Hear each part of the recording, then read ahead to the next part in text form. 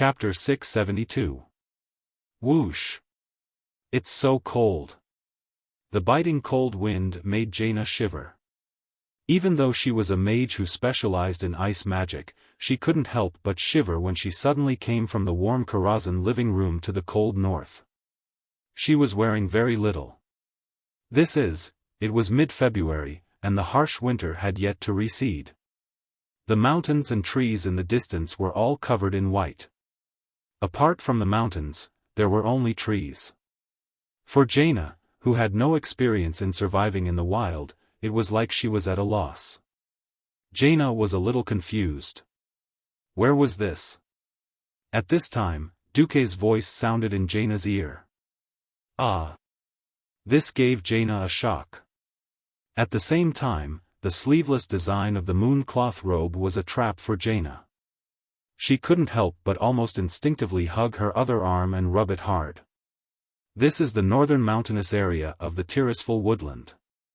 Duke's blue and white mage robe fluttered in the cold wind. The Tirisful woodland? The clever Jaina suddenly thought of something, and her little face instantly turned pale. Yes. The first lesson I'm giving you is survival. How to survive in this world that will soon become incomparably terrible. The requirements for the first lesson are not high. With your current equipment, you can survive in the Tirisful woodland infested with orcs for 24 hours. What? When Jaina heard this, she almost cried out in grievance. Letting a little girl like her, who had never lived independently, stay in the dangerous forest of orcs for 24 hours without winter clothes, food, assistance, or any heating equipment? Wasn't this bullying? Tears quickly gathered in the corner of Jaina's beautiful eyes. That pitiful appearance, for a moment, almost made Duke's heart soften. But the best actor was still the best actor. Duke pretended to be magnanimous and asked, "Are you afraid?" "Yes." Jaina suddenly looked up, and a hint of surprise flashed in her wronged eyes. "Oh. So Duke was just giving me a show of strength to scare me." Duke waved his hand, and after a short incantation, an illusory portal as tall as a person opened. Just as Jaina was about to step in, her body suddenly froze as if she had been hit by a petrifying spell. Jaina would recognize this scene even if she turned into ashes. On the other side of the door was Kul Tiras. "As long as you promise to tell His Majesty Proudmoore that you don't want to learn from me. Then you can walk through this door, return to your warm home, and be your Princess Ku Tiras." Duke spoke very slowly, but each word was like a knife that cut into Jaina's heart. It wasn't that no one had reminded Jaina that Duke didn't like her and didn't want to marry her. He didn't even want to take her as his disciple.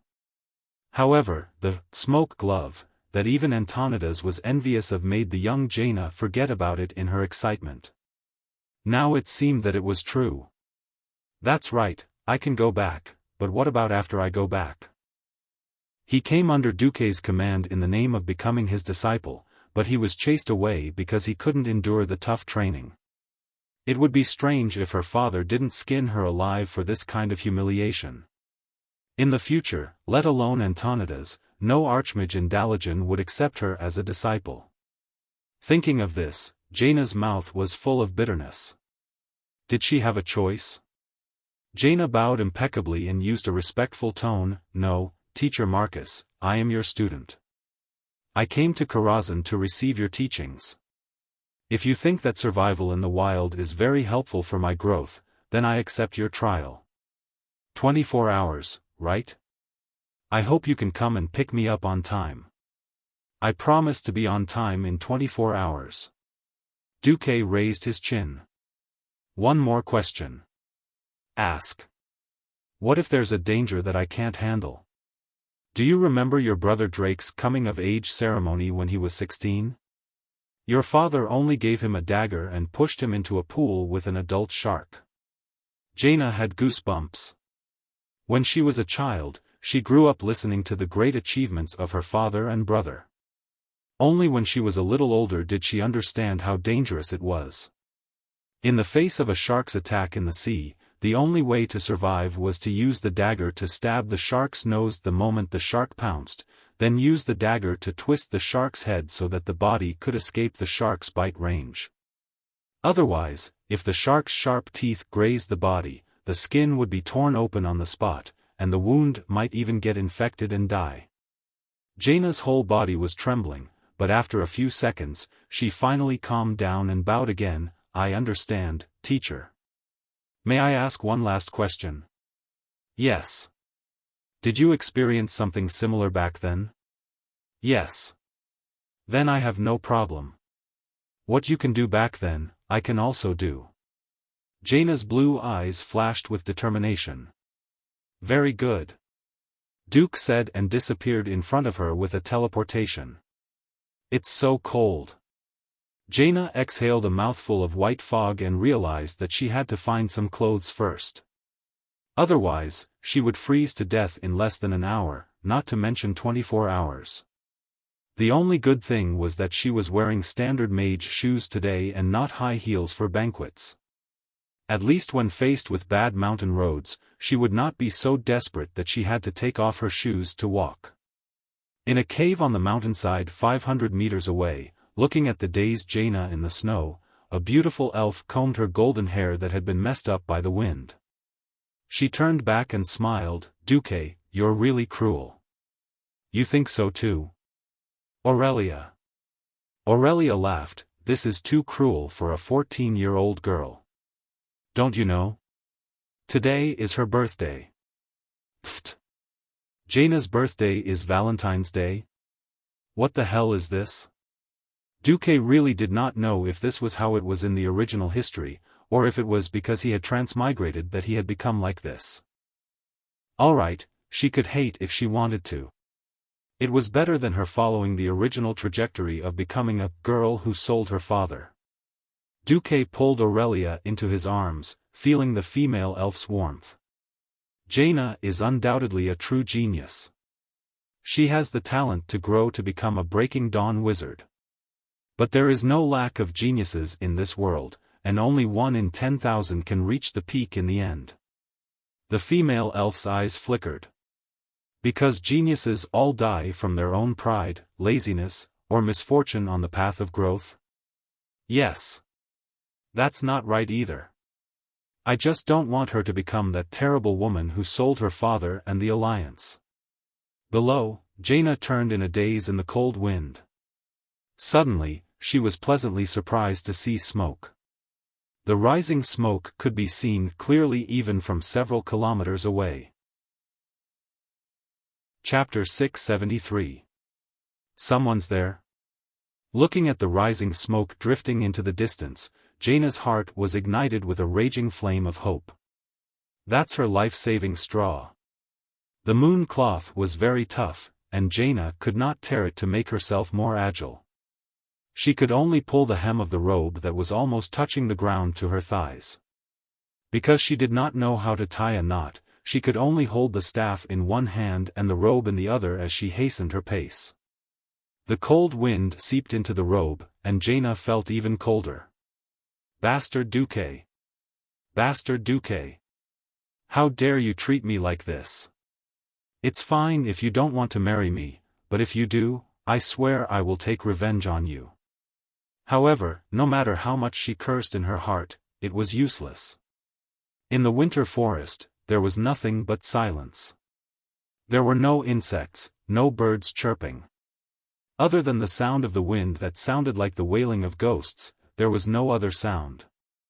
At first, Jaina was still wondering if she should move forward cautiously, but the cold wind was like a whip lashing at her back and her exposed arms. If she did not rub herself, a thin layer of frost would form on her arms in just 2 minutes. Jaina ran wildly in the rugged forest. Because she was not agile enough, she fell down no less than 5 times. However, her instinct to survive was urging her to continue running. Closer. Closer. It was getting closer. She saw the smoke drifting into the distance getting thicker and thicker. What a big fire. Is this a bonfire party? But it's broad daylight now. Jaina could already see the road. It was a forest path that the villagers had walked for countless years. Although it was not comparable to the Daligen's perfect fancy tiles, nor could it compare to the so-called cement road that traversed the entire elven forest, it was many times better than the bumpy forest filled with tree roots and gravel. Finally out of the forest, the view in front of her suddenly opened up. "Hello. Is anyone here?" "Yes." Jaina immediately covered her mouth with her empty left hand, and tears of panic flowed uncontrollably from her eyes. Someone. But they were all dead people.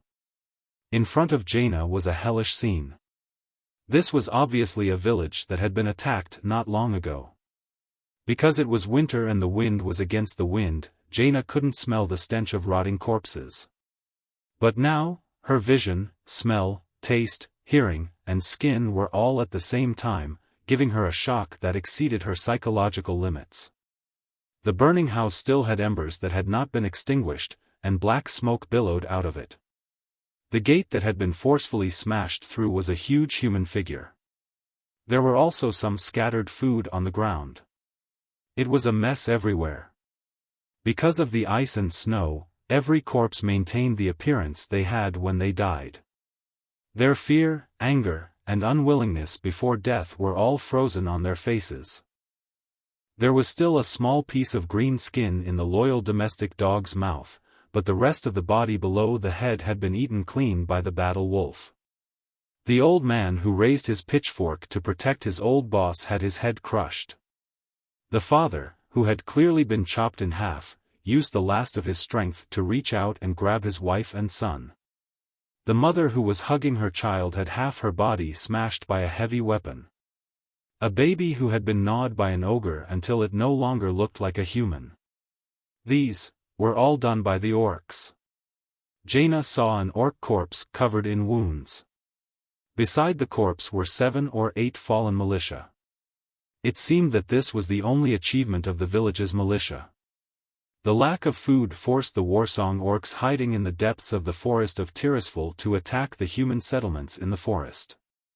She could no longer control herself. Blurg, blurg.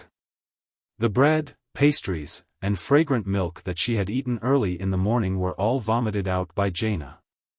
For the first time in her life, Jaina felt so uncomfortable. The churning feeling in her stomach made her feel like she was going to vomit last night's dinner. After vomiting for a while, until her stomach was empty, until she felt the coldness of death again, Jaina realized that if she did not do something, she would very likely become a cold corpse like them.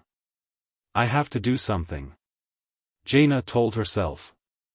Resisting the nausea and discomfort, Jaina stood up and forced herself to enter this shiraba to find anything that could help her survive. The orcs took almost everything that could be eaten. They rudely broke into every room and smashed open the basement of every house. Because of their huge size, they burst every door, turning every house into ruins full of holes. Fortunately, Gianna found 2 thick blankets in a cupboard under the stairs, and then under one of the beds she found 2 hunks of brown bread that she had never looked at before. She did not know how to make a living with flint, but fortunately, she was a qualified earth mage. She came to a messy basement, piled up the wooden blocks, and started a fire with a fireball spell. Then, she put a blanket under it and wrapped herself in it. It was a little warmer this way. After an unknown amount of time, she could no longer hold back her hunger. Finally, she boiled snow water in an iron pot and cracked open the black bread. After soaking it in the water, she forced herself to swallow it. She would probably never forget the terrible taste for the rest of her life. In a daze, she fell asleep. She was woken up by the noise. "Is anyone here? Is anyone still alive?" The standard Lordaeron accent was not something the orcs could imitate. Jaina rushed out of the cellar in surprise and saw a group of Lordaeron cavalry. Praise the holy light. The leader was obviously a holy knight. He had already given up hope for this destroyed town. He did not expect to find a survivor, and it seemed like it was the first noble lady. "Oh. Thank you, ancestor Saradin. Jaina was also very excited. She had long forgotten about surviving for 24 hours. How did you? Before she could greet him, Jaina suddenly heard a strange, small sound. Whoosh, less than half a meter in front of Jaina.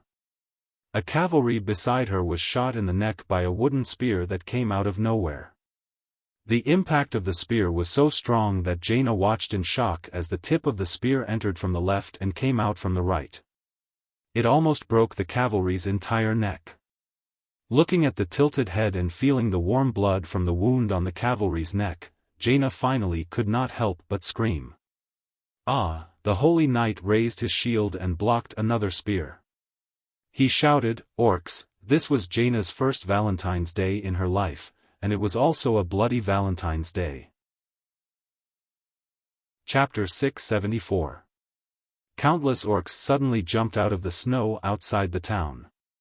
They shouted in the orc language that humans could not understand, and roared as they charged towards the Rotterdam cavalrymen that consisted of only about 60 people. Apart from the orcs, there were also many slender, white-skinned frost trolls. If not for that round of spear-throwing just now, the cavalry could have broken out of the encirclement with their warhorses. Unfortunately, at least 70% of the warhorses were pierced by the spears, and they neighed in pain in a pool of blood. The remaining cavalry had no choice but to use their warhorses as cover and form a circular formation to resist. If it was a battle on the battlefield, 100 orcs and trolls against 60 highly mobile cavalries, the outcome of the battle would still be unknown. When the cavalry was forced to become infantry, and had to use the smaller kite shields of the cavalry to form a circular formation, the outcome was decided. Jaina was sprayed with blood, and she was completely stunned. Some people would scream hysterically in the face of danger. They could not do anything, and would even disturb their companions, making a mess of things. Some people would show extreme survival instincts at such a moment. Like a drowning person, they would grab onto anyone they could grab, and crave for a chance to survive. There were also some people who would become calm and decisive after extreme panic. There was one last type of person who could guide their companions out of a predicament that would lead them to death. The last type of person was extremely rare, and people often called them generals. It was obvious that Jaina Proudmoore was a natural commander. In just a second, Jaina came to her senses, and shouted, "Go to the church. The church is made of stone." The paladin who was the leader suddenly understood what Jaina meant. Jaina's judgment was correct. If they did not have suitable defensive measures, the 60 of them would basically die in a single charge from the orcs. Hiding in the cellar was useless. Firstly, the cellar was not that big, and secondly, the orcs' demolition ability was beyond the imagination of most people. The orcs did not even need to use hammers to demolish houses made of ordinary bricks and wood. They could just knock it down with their arms. The so-called defense of a fortified position did not work on the orcs at all. The church was different. For some reason, the church in this town was made of bluestone, and was rather sturdy. Go. Listen to this lady. It would take the orcs at most half a minute to rush from the outskirts of the town to the town. They would be able to get there in a daze. Jaina's shout was definitely a life-saving move. The cavaliers of the Rotterdam kingdom supported their teammates, and almost rushed into the church in the middle of the town before the orcs surrounded them. Blarg! Jaina wanted to vomit again. The church was a sacred place for the people of Lordaeron. People would naturally come to the church to seek salvation in times of danger. Unfortunately, the orcs had turned this place into a cruel slaughterhouse. Even though the corpse was already frozen, the smell of blood that had just splashed onto Jaina's body stimulated her sense of smell. None of the cavalrymen blamed this seemingly delicate young lady because she had already saved their lives. Some of the cavalrymen dragged the injured comrades deeper into the church, while the uninjured cavalrymen quickly formed a two-layered shield formation at the entrance of the church, which could accommodate 4 people abreast and was as tall as 2 men. Thank the holy light.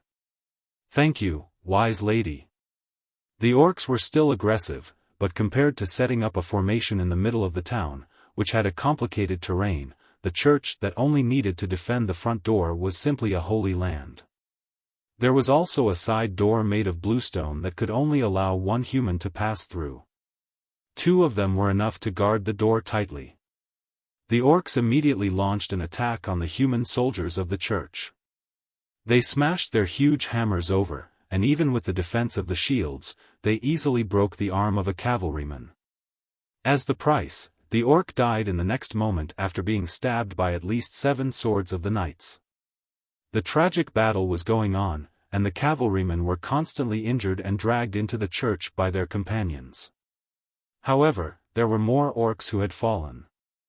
The cavalrymen, who were obviously veterans of the war, were extremely brave. In just 5 minutes, they had killed more than 30 orcs, and only 7 of them were lightly injured, while 3 of them were seriously injured. However, there were more orcs outside.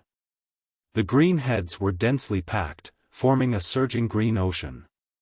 It seemed that there were at least hundreds of orcs here. A cavalryman with a broken arm took out a short-barreled flintlock and fired a shot into the sky. Accompanied by an ear-piercing sound, a dazzling red signal flare soared into the sky. It could be clearly seen even 10 kilometers away.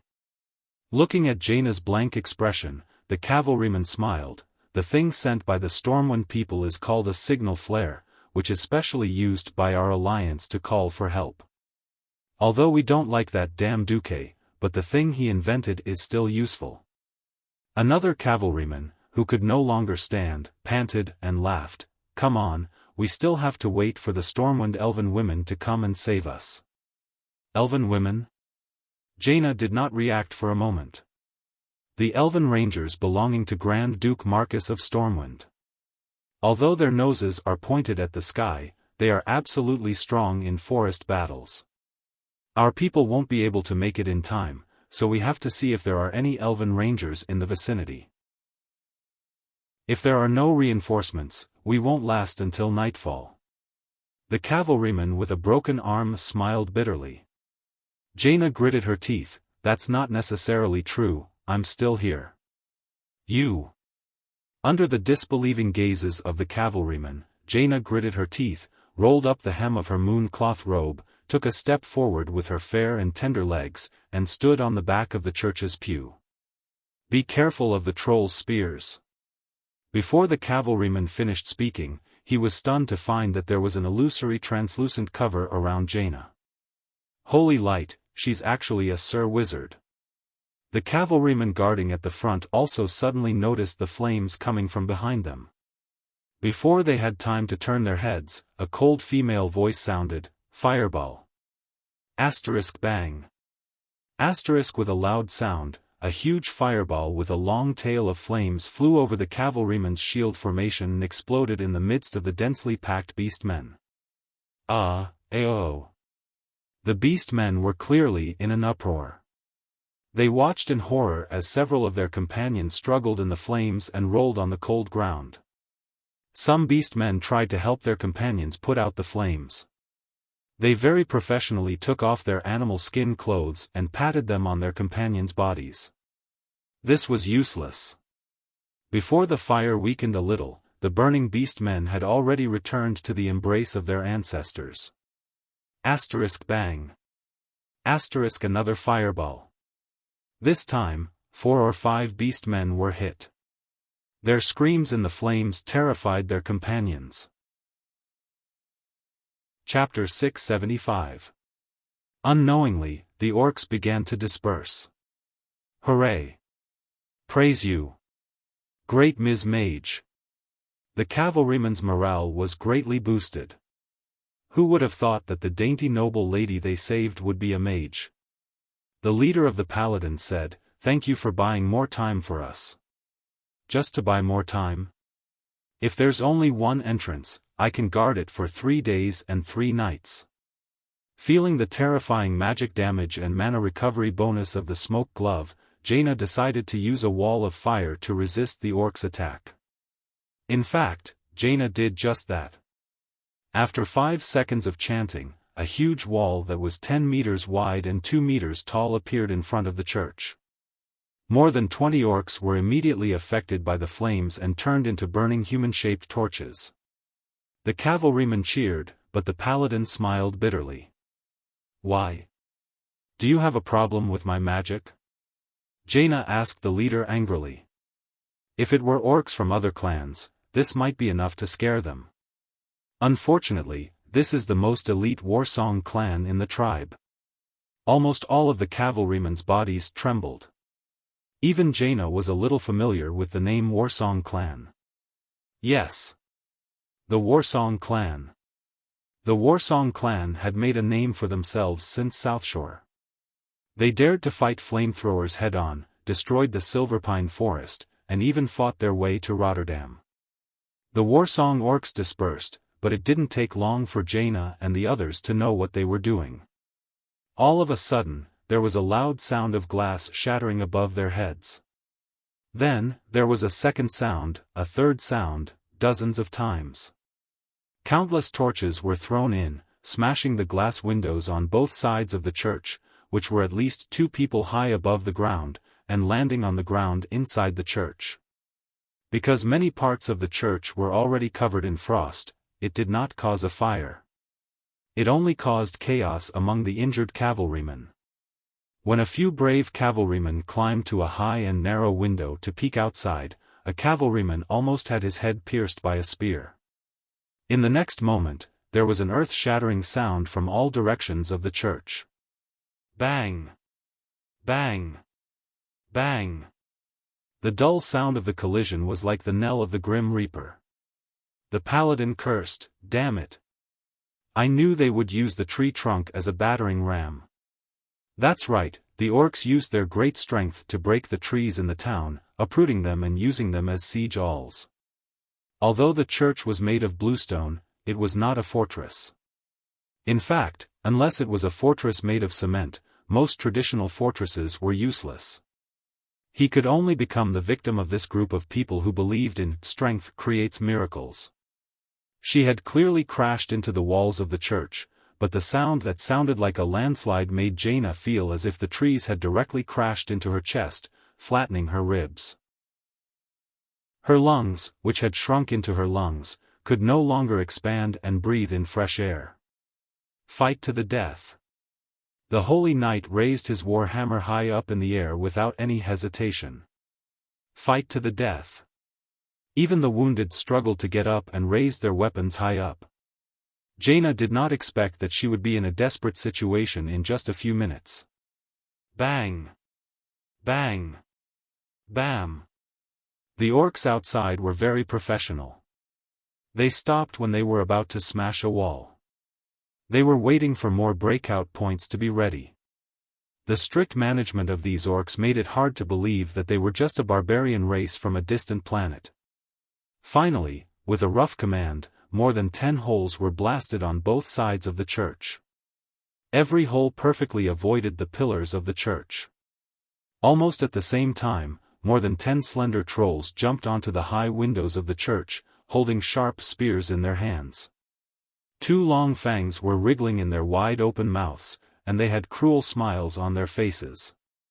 He he he. Loktar. Amidst the flying debris and dust, the burly orcs charged in, brandishing their huge weapons and roaring in a hoarse voice. Jaina, who was wrapped in a white barrier, was the main target. She only had time to use Flame Blast to send an orc flying, and the next moment, more than 10 spears were thrown at her. Jaina still managed to use Flash in her panic. The place where she stood half a second ago was nailed with countless spears. Half a second later, she was not so lucky. The 5 spears that followed behind easily pierced through her magic barrier. Jaina finally let out a scream as if she was dying. She used her arms to protect herself in vain. Duque. I won't let you go even if I become a ghost. Jaina cursed before she died. At the very last moment, a miracle happened without any warning. Jaina's gloves suddenly burst out with a dazzling arcane light. Time seemed to freeze. Jaina opened her eyes, and her clear pupils were filled with shock. Roar, a fierce and majestic roar came from Jaina's gloves. The wooden spears that were thrown at her silently turned into sawdust, then into powder, and disappeared in the air. Along with this inhuman roar, everyone on the battlefield, be it the orcs who raised their war hammers and the human cavalrymen who had lost their arms and were about to use their remaining arm to stab their long swords, all froze in place. At this moment, everyone felt their strength and courage escaping from their bodies with fear in their hearts. They had a premonition that something was about to descend. It was a mysterious existence with unstoppable power. When it descended, it would dominate everything and take over the entire battlefield. In the blink of an eye, everyone knew who that it was. A huge illusory magic flag made of purplish-blue arcane energy rose from Jaina's gloves. The flag was so huge that it actually surpassed the entire church and rose outside the church. The orcs and cavalrymen subconsciously raised their heads to look at the flag. Then, be it in a very non-standard common language or a thick Lordaeran accent, the orcs and cavalrymen all said the same name, Duke Marcus. As if hearing the call of the hundreds of thousands of people, a blue light suddenly lit up beside Jaina. Before everyone could react, a young man in a blue and white mage robe stood beside Jaina who was kneeling on the ground. With one hand holding Jaina's arm, Duque laughed and said, "Ah. You still activated the last insurance on the smoke glove after all." Chapter 676. Final insurance? Jaina's beautiful blue eyes widened. Although she wanted to pretend to be moved to tears and snot after being rescued, in the end, Duke Marcus. You're a complete bastard. If she could bite Duque to death, she would definitely be willing to tear off Duque's flesh bit by bit. The current Jaina was far from the scheming and shrewd strong woman of the future, and this little lady could not help but fly into a rage. Unfortunately, her threatening actions were destined to be suppressed by Duque. That's right, she really attacked Duque. A flame blast flew towards Duque's face. If Duque was an ordinary person, Jaina's attack would definitely make Duque's mother unable to recognize him. Unfortunately, Duque was a radiant moon mage. Such a low concentration of magical elements would naturally dissipate when it came into contact with the elements around Duque's body. Jaina had indeed calculated this. Unfortunately, what she did not expect was that Duque actually retaliated. That's right. The moment before Jaina's flame blast was released, Teacher Duque actually retaliated with a magic counter, without the demeanor of a senior. The so-called magic counter was to instantly mobilize the elemental power in the atmosphere to disrupt the balance and circulation of the opponent's magic circuit. If it happened to counter the opponent's magic while they were casting, it would cause the opponent's entire magic circuit to be in a state of chaos for at least 8 seconds. This was only for mages of the same rank. Duque, a radiant moon, bullying an earth mage was simply shameless to the extreme. The magic circuit in her body instantly became chaotic, and Jaina almost fainted on the spot. Cough cough cough. The poor expired lowly choked. It was impossible for her to recover without more than a minute, and this was under the premise that she was not continuously disturbed. On the other hand, Duque's appearance undoubtedly caused an earthquake. The Lordaeran cavalry cheered thunderously. The beast men, on the other hand, were like insects avoiding a disaster, hurriedly fleeing from the town. Run! It's that devil Duque. Even the bravest warsong beast men lost their will to fight in the face of this storm flag that represented terror and death. Duque's flag represented a terrifying legend that could not be broken by the orcs. Duque's flag was like a haze that shrouded the entire beastman race. With Duque's storm flag, the beastmen would never be able to win. Although none of the beastmen were willing to admit this, Duque had turned these conclusions into reality every time. This time was no exception. Suddenly, a cold current spread out in a circular shape with the church as the center. The cold wind blew past, and the stones on the ground seemed to tremble. They spun strangely, and even followed the tiny gravel into the air. It wasn't that there was a supernatural phenomenon of anti-gravity on the ground, but that the cold air that shot up into the sky was too vast and frightening. In less than 3 seconds, the entire town with a diameter of 500 meters was covered by the cold air. The beast men who were trying to escape took large strides, but their lower bodies were frozen in a ridiculous position, because a wave of frost had quietly frozen their lower bodies. Ah ah ah. No, ancestor. Save me, all sorts of cries sounded in the beast man language. At this moment, the Lordaeron cavalry was shocked to find that the cold air had perfectly avoided every one of them. Regardless of whether they were in Duque's sight, or whether they were close to the beast men, only the beast men were hit, and the cavalry less than 20 centimeters away were unharmed. Jaina's expression of shock also froze on her face. What kind of control is this? Duque raised his right hand lightly, and snapped his fingers elegantly. Snap! It sounded like the opening of the gates of hell. At least 300 illusory palms made of arcane energy suddenly appeared in the air. Magician's hand! Jaina exclaimed, seeing Duque for the first time. Every cavalier of the Rotterdam kingdom held their breath at this moment. No, the beast men were terrified, waiting in despair for the final judgment of death. Countless arcane missiles poured down like a torrential downpour. Every high-ranked arcane missile shot by a radiant moon great wizard had the destructive power of a ballista. Under Jaina's incredulous gaze, just as the cavalry opened their mouths in shock, the beastman army that could easily drown them was easily crushed. Jaina was very reluctant to use the word crushed to describe the shocking scene before her eyes. However, it was the most suitable word. The heavy hammer that could easily smash a cavalry's kite shield turned into metal scraps after coming into contact with an arcane missile. The burly beastmen that were 2.5 meters tall were easily blown into pieces like broken puppets. Broken fangs, bulging eyeballs, rainbow-colored brain matter, innards that couldn't be described, and broken bones that were scarlet with a hint of white. If the church was a slaughterhouse of the past, then what was presented in front of Jaina now was an uncensored live broadcast of a slaughter. Blarg!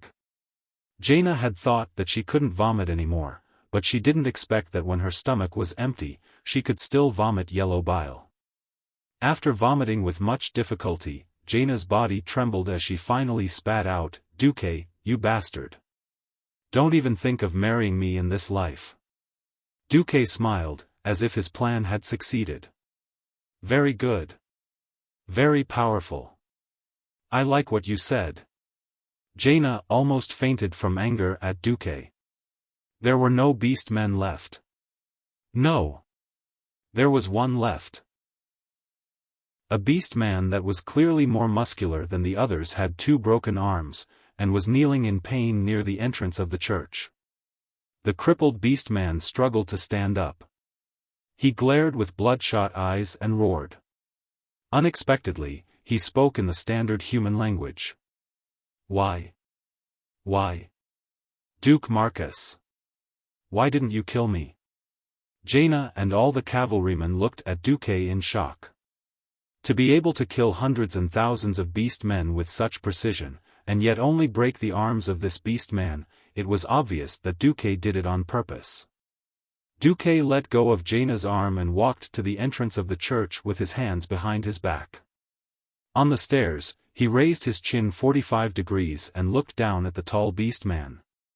Tell Grom Hell Scream. Get out of the Eastern Kingdom. As long as I, Duke Marcus, am here, there will be no place for beast men. If you really piss me off, even if I have more important things to do, I will comb through the Tirisful glades and hang every beast man. Chapter 677. His sonorous and forceful voice reverberated in the sky that had become silent once more, and it was like a blade or a sword that was engraved into the hearts of everyone. Duque could tell that the beast man was a 1,000-man commander. If it was the Warsong tribe of the past that had hundreds of thousands of warriors, a 1,000-man commander would not even be in the list. Now that the tribe had been crushed and most of the remaining beast men had fled back to the dark portal, losing 1,000 men was enough to make Grom's heart ache. It was not that Duque did not want to exterminate the Warsong beast men. Unfortunately, the beast men had found a way to deal with the Alliance, digging tunnels. Their main camp was in the future Hearth Valley, which was mostly mountainous. Then, the Warsong beast men who had awakened a strange talent almost hollowed out the mountain. If he faced Grom Hellscream on flat ground or in a forest, the current Duque had at least a 70% chance of killing him. With the help of the Windrunner sisters, it was 90%. In a place like the tunnels, where only the brave would win, if he did not drag corpses to revive, Duque would not even have a 20% chance of winning. The only fortunate thing was that the beast men were not a race that was good at self-sufficiency. Their large demand for meat meant that they had to frequently come out of the tunnels to forage for food. Whether it was hunting or attacking human villages. Duque did have the ability to exterminate the Warsong beast men, but that would require him to mobilize at least 30,000 dwarves and 50,000 human soldiers. If he did nothing and surrounded Grom for a year and a half, the Warsong tribe would have to kneel no matter what. Unfortunately, the price was too high, and it was not in line with the interests of Stormwind City and Iron Furnace Castle. This was why Duque could let the Windrunner army continue to bleed the Warsong beast men, but could not exterminate the Warsong tribe. Duque knew that if he let this beast man with 2 broken arms go back, there would be a smaller version of Kargath Bladefist. Duque did not care. As long as he could exert enough psychological pressure on the future core figure of the tribe, that was enough. As expected, the beast man was on the verge of collapse. Ah, bastard! Duke Marcus. One day, the tribe will make you pay. The orc Chiliarch roared like a wounded beast. Ha ha ha. Duque laughed maniacally. Your first great chieftain, Blackhand, is no good. Not the second great chieftain. Wait until you elect the third great chieftain to come and die. I will use your blood to tell you who the eternal nightmare of the tribe is. Ha ha ha. Duque's laughter was very arrogant and presumptuous. To the orcs, it was the laughter of a devil standing at the peak of evil. In the ears of humans, there was an indescribable sense of pride. Unknowingly, every cavalryman of the Rotterdam kingdom straightened their backs. Even though they were injured and their broken arms were still hurting, their hearts were filled with heroism. That's right. Duke Marcus. Only such a heroic man could be called a hero of the Alliance. Only such a brave and wise man could annihilate the millions of orcs.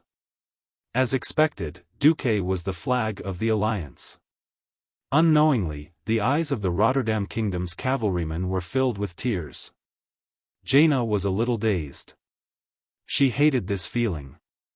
She knew that it was that bastard Duque who pushed her to this barren north. She knew very well that this town that was attacked by the tribe must have been lured here by Duque. It could be said that she was forced into danger because of Duque's scheme. A terrifying commander who could toy with millions of orcs in the palm of his hand. It would be too fake to say that he did not even think of this. And this fellow, who did not look remorseful, did not seem to want to deny this. She should hate him for messing up her first Valentine's Day and her dream of a perfect 14th birthday. After thinking it through, she realized that Duque was telling her that this was the orc tribe that her father and the entire Kurtira's kingdom had been fighting for the past 2 years. This was the battlefield that her brother, Drake, had sacrificed his life for.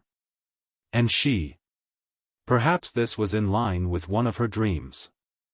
Duque did not seem to treat her as a political tool, nor did he treat her as a woman. Instead, he nurtured her as an important mage in the Alliance. Jaina did not know whether to laugh or cry. However, Duke was able to use Army Destroyer all by himself. Such a mighty figure caused Jaina's heart to flutter. Because at this moment, Duque and the legendary hero Duque had silently overlapped. More specific, more clear. Ah, the orc Chiliarch left in a very manly way. He pressed his bleeding arms against one of the hammers that Jaina had just burned red. The high temperature quickly scorched his wounds and stopped the bleeding. Obviously, this was something he had learned in the Silver Pine Forest that was like a fiery hell. The paladin captain who led the team came over and bowed to Duque respectfully. "Greetings, Your Excellency. I am the captain of the 3rd garrison of Tirisfal, Baron Thorad Kashan." "Excuse me, are you Grand Duke Marcus?" "That's me." Thank you for your help. Without you, perhaps we would have all been wiped out." Then he glanced at Jaina, who was covered in blood. "I'm sorry to disturb you, but can I ask what's going on?" Because of a mistake in the teleportation spell, Princess Jaina Proudmoore accidentally came to Tirisfal Forest. It was you who bravely protected Princess Proudmoore under the siege of 1,000 orcs until Grand Duke Marcus arrived. Brave warriors, you not only fought against the evil orcs, but also protected the beautiful princess. You did a good job and deserve a reward. Duque took out a piece of craft paper and a quill, patted it on the wall, scribbled down the general process, and stamped his own seal. "Take this to your commander, or even to His Majesty Menethil. You will be rewarded. Lordairons and Cull Tiras. And this is my small private reward." Duque took out a bag of gold coins for the paladin and a pair of paladin gloves made by the dwarves of Iron Stove Castle. Kashan and his men were immediately moved. Jaina, the little princess of Cull Tiras, was so angry that her teeth itched. It was Duque who had deliberately dug a pit for her to jump in, and even included the cavalry in the pit. They had worked for you, but you made it seem as if Jaina's spell mistake had caused them to suffer heavy losses. But as smart as she was, of course, she would not expose Duque on the spot. After politely thanking him, she teleported back to Karazhan with Duke, even quieter than a well-behaved wife. Chapter 678. After Duke and Jaina went out, in Karazhan, Jaina's maids and attendants were all discussing it in private. The soul of gossip that had existed since ancient times was burning. Do you think that the Grand Duke and Her Highness will do that? Definitely. No one can resist Her Highness's charm. Now that Her Highness is the only princess left in the world, any normal man would know what to do. I still don't think they will go straight to home plate. That's hard to say. Isn't the Lake of Wind in the East Elven Forest beautiful? What if the scenery is too beautiful? Yeah. Back then, I was mesmerized by the scenery of the sea, and then I lost my chastity to that bastard Anthony. Hey! I heard that His Majesty Proudmoore and Miss Golden Sword also had sex on the ship back then. Sylvanas, who was not far away, sneered when she heard this. She turned around and teased Elusia. "Yo, little Elusia, aren't you afraid that Duque will act impulsively and let little Jaina come ashore first?" Hee hee. Elusia shook her head firmly. "Sister Sylvanas, you also know about Duque's plan. I'm just afraid that Duque will go too far and not know how to keep it."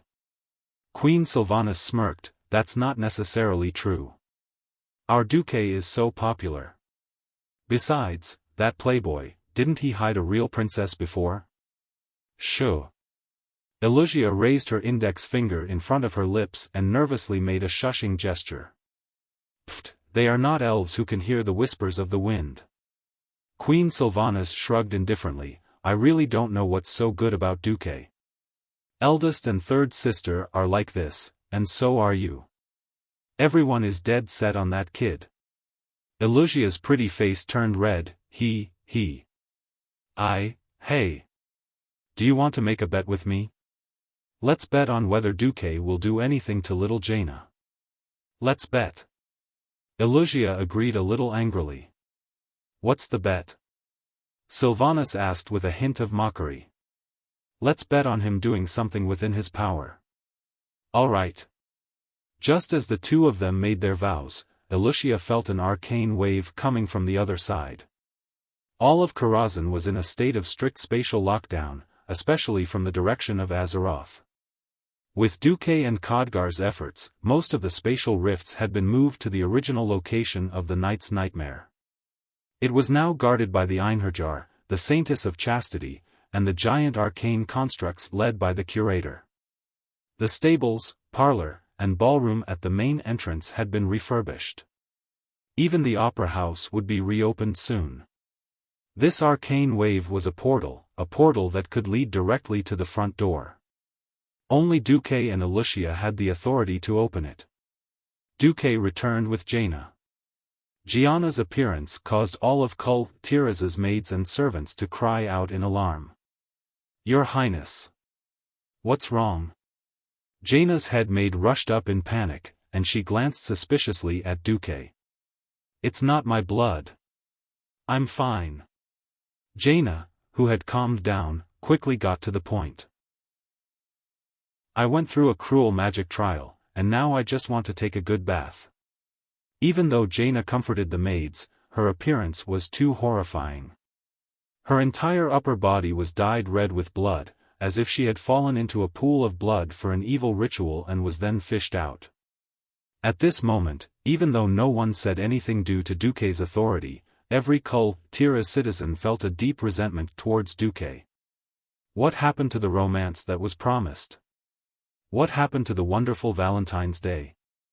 It's fine if you don't want to date our precious princess, but you even got yourself covered in blood. What the hell is this?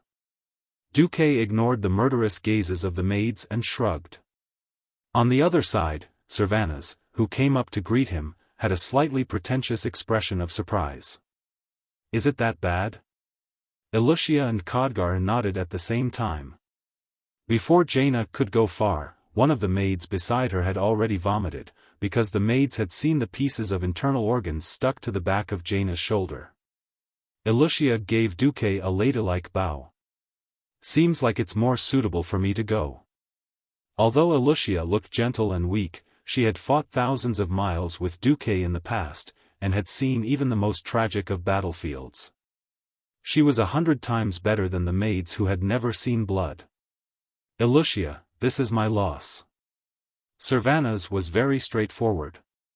Wuxia waved her hand as she left, indicating that she had heard him. In the hall, only Duque and Servanas were left.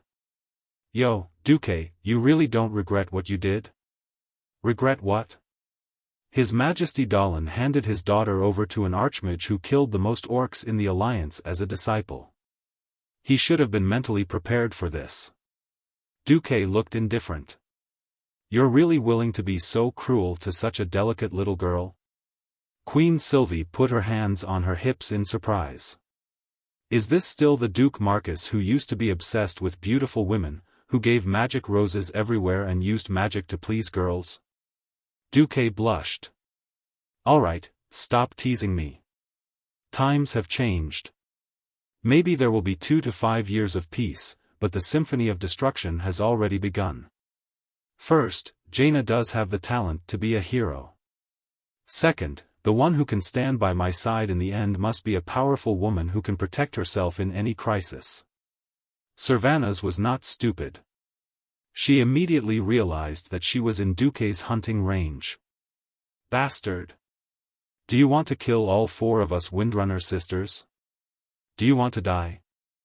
I'll say this first, I don't like you. Don't flatter yourself." Duque touched his nose awkwardly. "I didn't say that." "Humph. That's good." Servanas turned around, showing the back of Duke's head, and left without saying anything. On the other side, in the bathroom of Karazhan, Jaina could not count on the maid.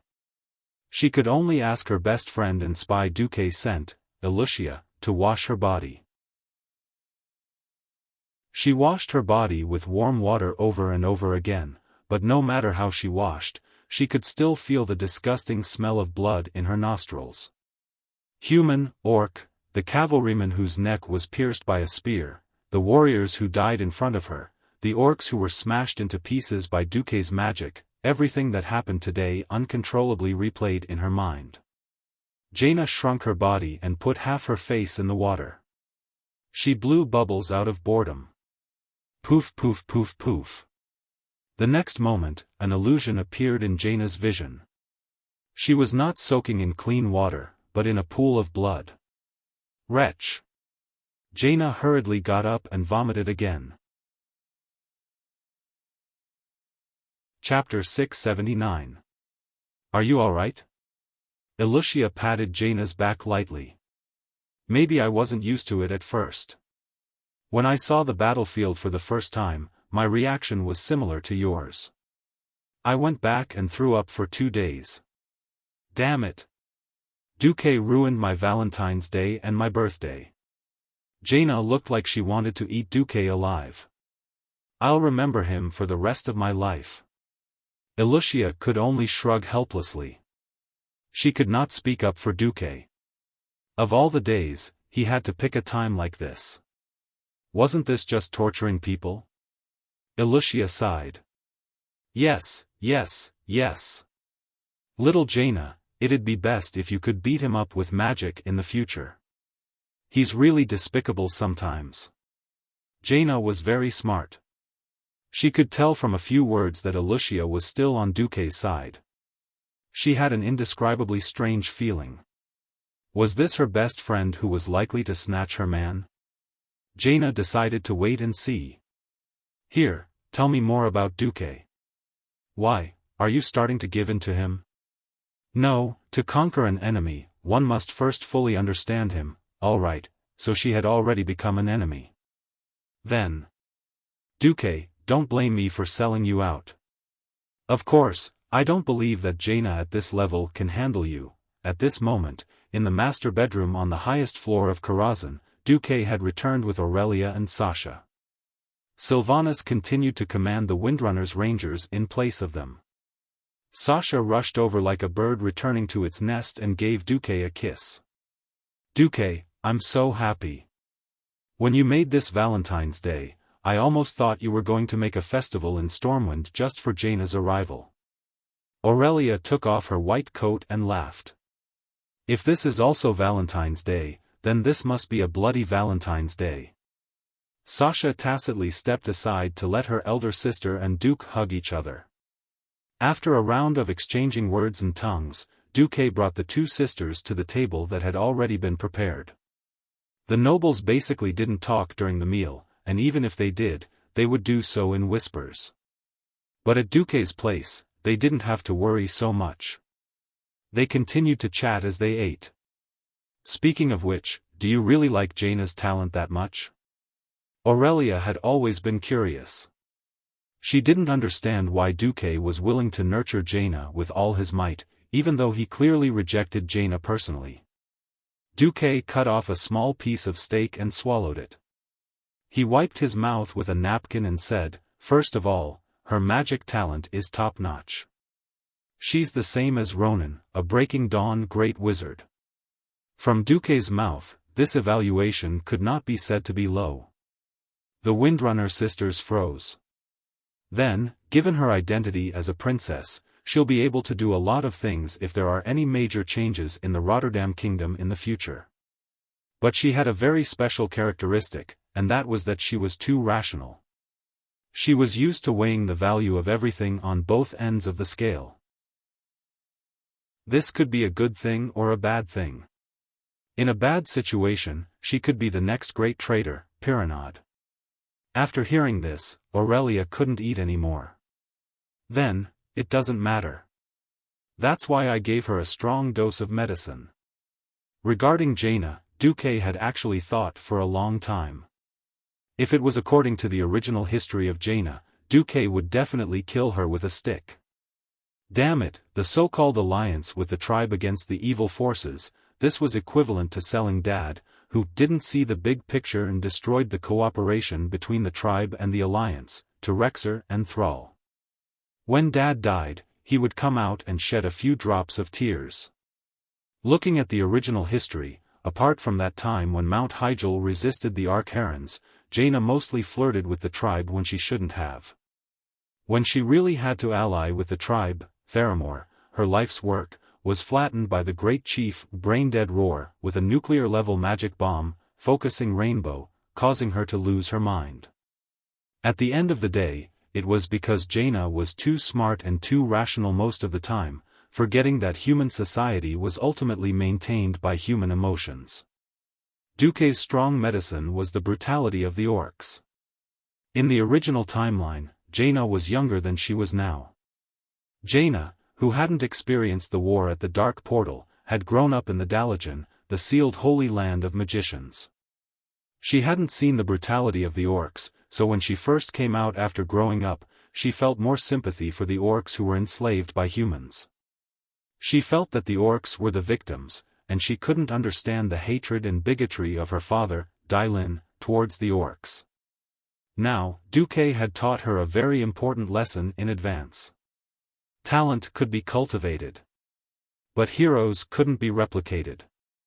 Why? It was simple. All education could be repeated, but life experience couldn't be repeated. Even if it was the same trial, exploring an unknown dungeon for the first time and sending people to harvest after the exploration were two completely different levels of tests. Originally, Jaina had been too successful. She had been raised like a Virgin Mary in a greenhouse. Now that Duke told her, this world is cruel, and if you can't take it, go back and be a greenhouse princess, it would obviously change the course of Jaina's life. That night, when Duke fought with the Windrunner sisters, King Dailin of Kul Tiras received the news.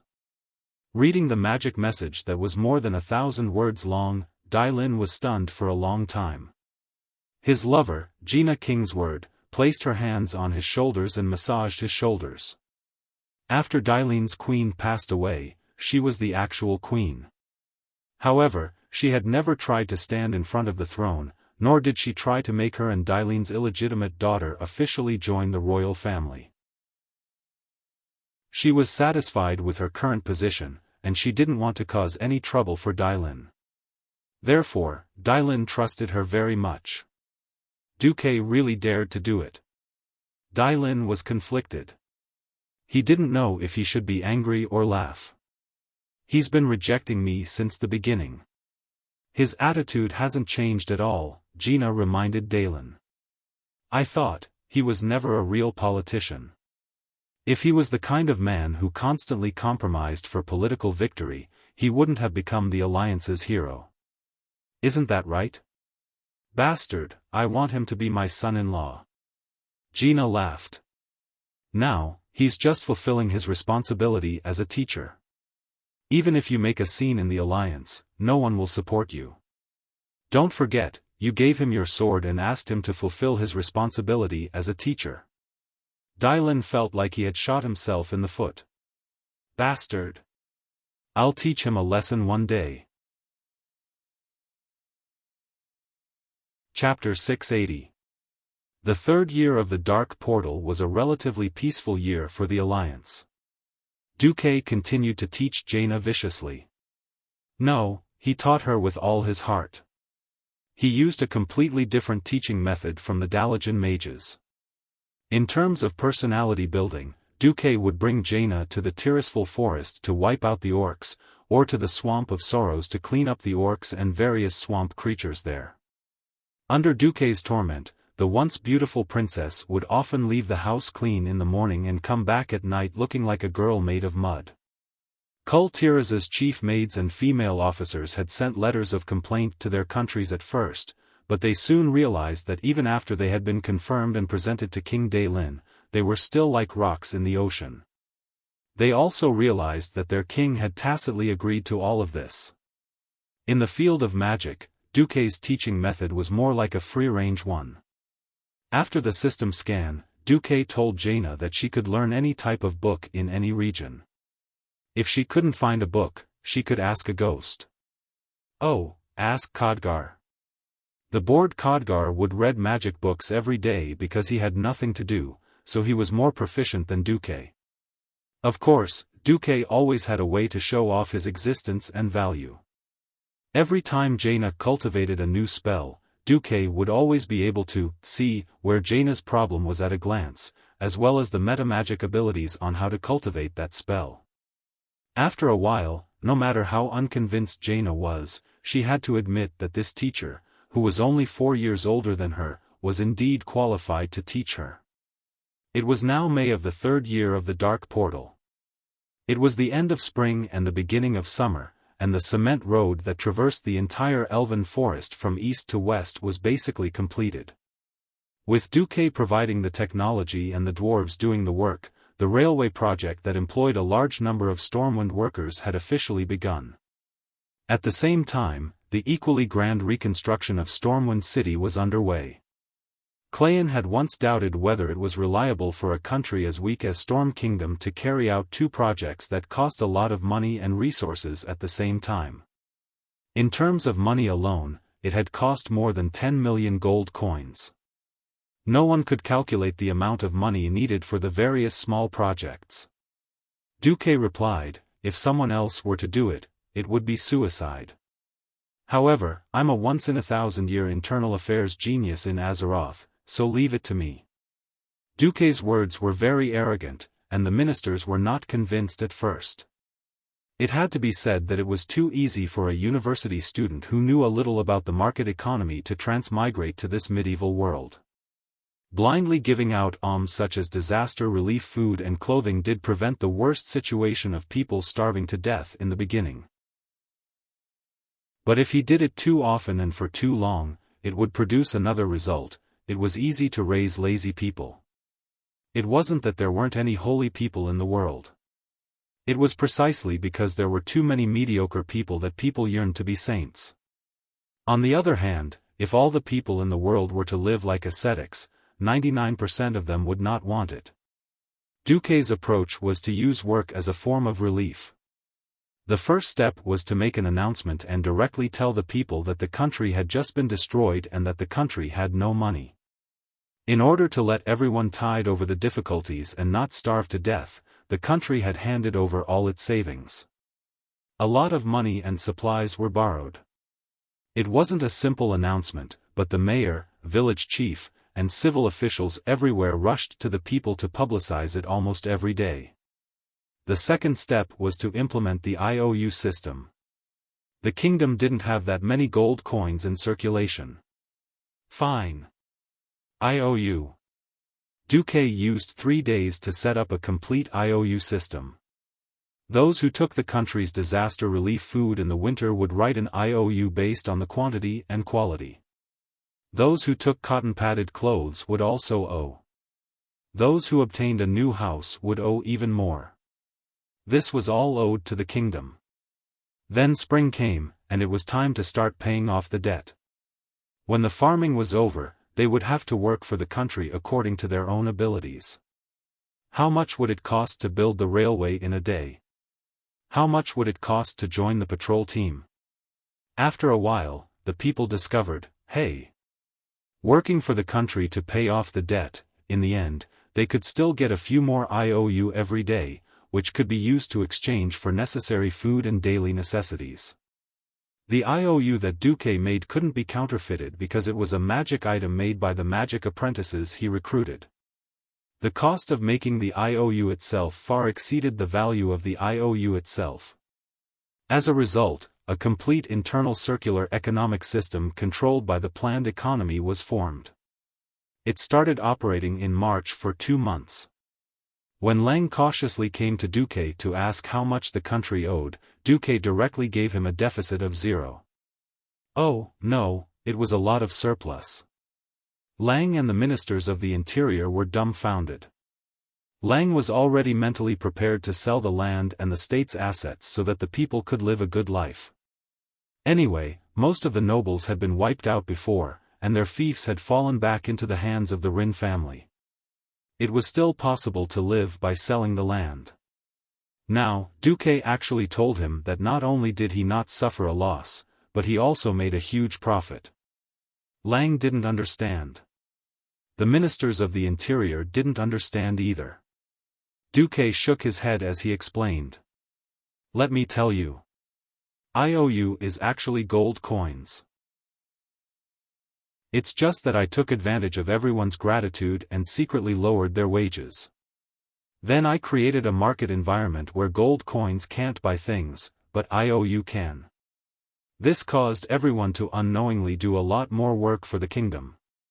Now, we don't need to spend money to feed the people, and we don't need to spend money to rebuild. But we still receive the gold coins from the countries of the alliance. That's the money for building the watchtower. However, a very important part of the initial investment was to build this railway across the Elven Forest. I used this to invigorate the market economy of Stormwind. In addition, because of the smooth transportation, the specialties of the various regions of Stormwind have also begun to be collected by the kingdom. The kingdom will sell them directly to the maritime merchants of Kull, Tiras and convert them into foreign exchange. So in the latest March and April, the kingdom has a monthly surplus of about 1.2 million gold coins. After Duque finished calculating the accounts, Lang and the ministers of the interior were all on their knees. Unfortunately, due to cultural differences, otherwise they would all write the word "convinced" to Duque. Duque smiled and looked into the southeast.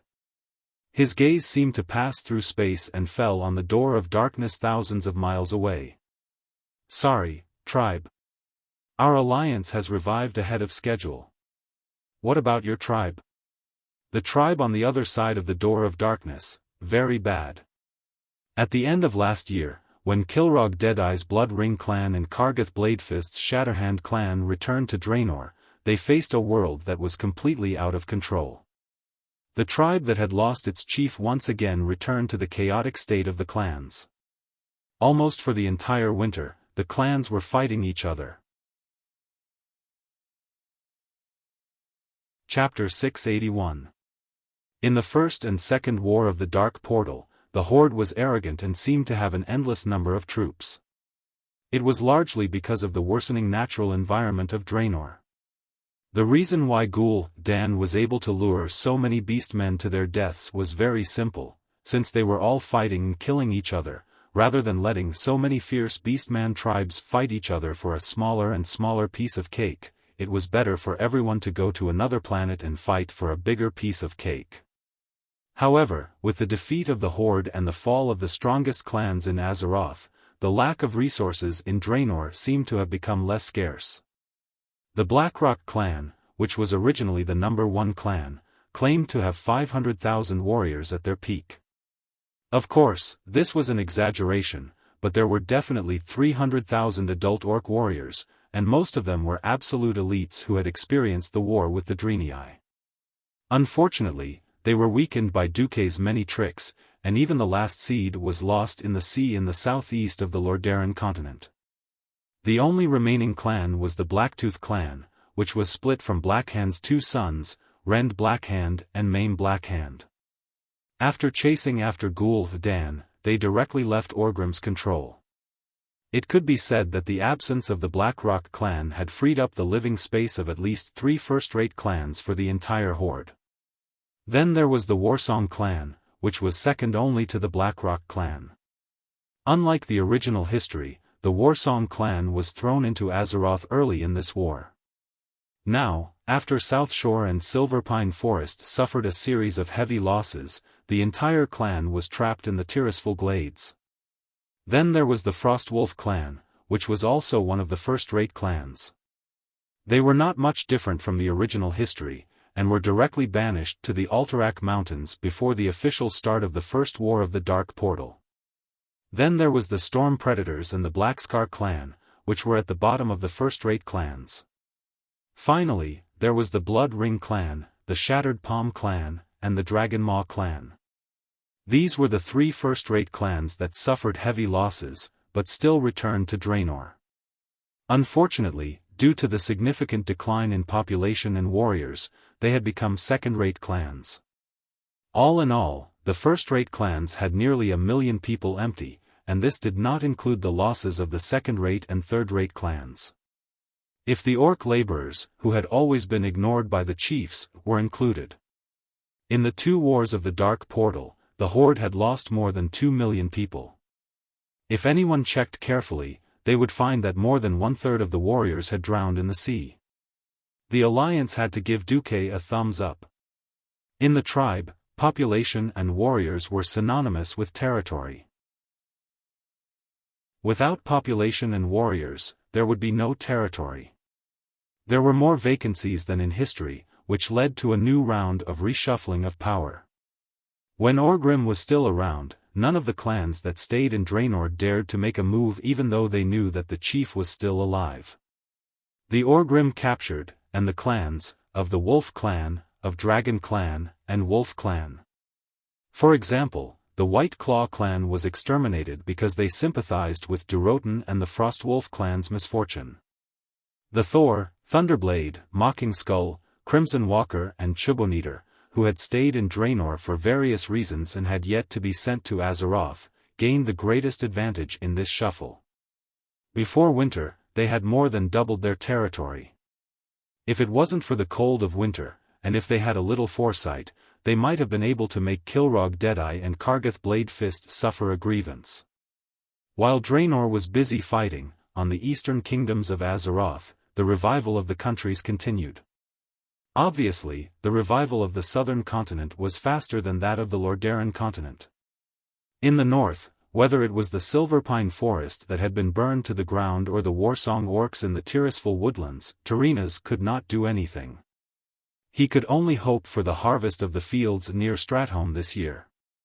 After all, it was away from the forest, and the orcs would not dare to come out and face the Knights of Lordaeron. Barnil, Fellstone, and Maris, these famous grain-producing areas were Lordaeron's last hope. He even hoped that if Deathwing became the king of Alterac, at least Alterac's 10,000 acres of fertile land in Hillsbrad could be temporarily given to Lordaeron. The nearby Dalagen and Stormguard were finally on the right track. But no one could compare to the prosperity of the south. Even if Tyreenas did not want to admit it, he had to admit that there was no other genius in the world like Duque, who could create an independent economic system out of thin air and revive the whole kingdom without spending a single gold coin. Hell, if Kalia was here, I would marry Kalia to Duque even if it was embarrassing. The only good thing is, Daelin didn't seem to benefit from it. Tyreenas had thought of imprisoning Kalia for life because she had embarrassed the Menethil royal family. But when there was a greater benefit, Tyreenas hoped that his dead daughter would crawl out of her grave so that he could sell her again. This was the despicable politics of the royal family. When everyone's attention was on Stormwind, one day in mid-May, Antonidas suddenly received a request for a meeting from Duque. It was not an urgent request, but one that went through diplomatic procedures.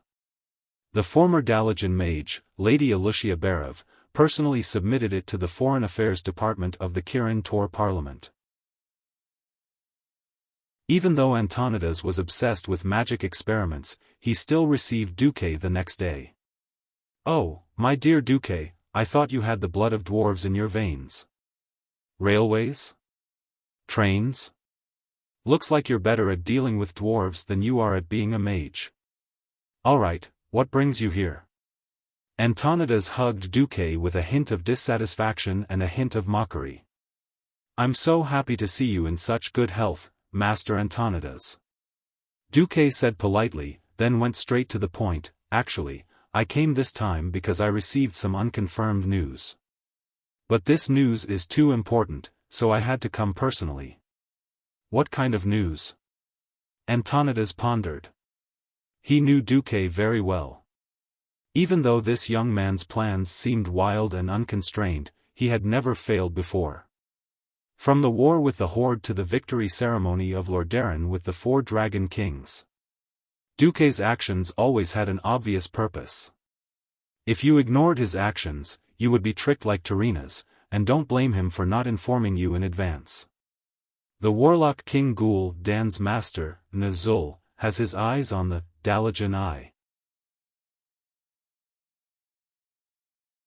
Chapter 682. The Dalagen's Eye was a super-arcane magic artifact, the treasure of the Dalagen. Suddenly hearing this name, even someone as mature and steady as Antonidas could not remain calm.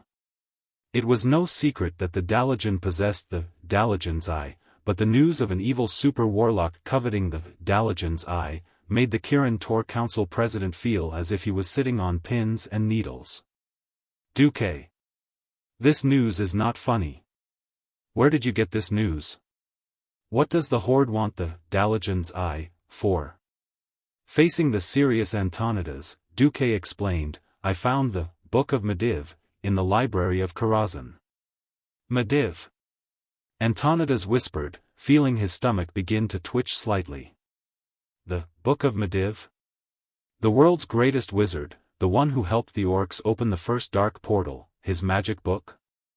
That book contained the secrets of magic that all mages yearned for. Was it in Duque's hands now? Antonidas had an indescribable envy. Although he was only one step away from becoming a demigod as a Breaking Dawn wizard, if there were no accidents, this step would become a chasm that he would never be able to cross. If he had the Book of Mediv, he might have a chance. But he knew that Duque, as the successor of the Mediv, would not even lend him the book to read. On the other side, Duque found the Book of Divine Artifacts.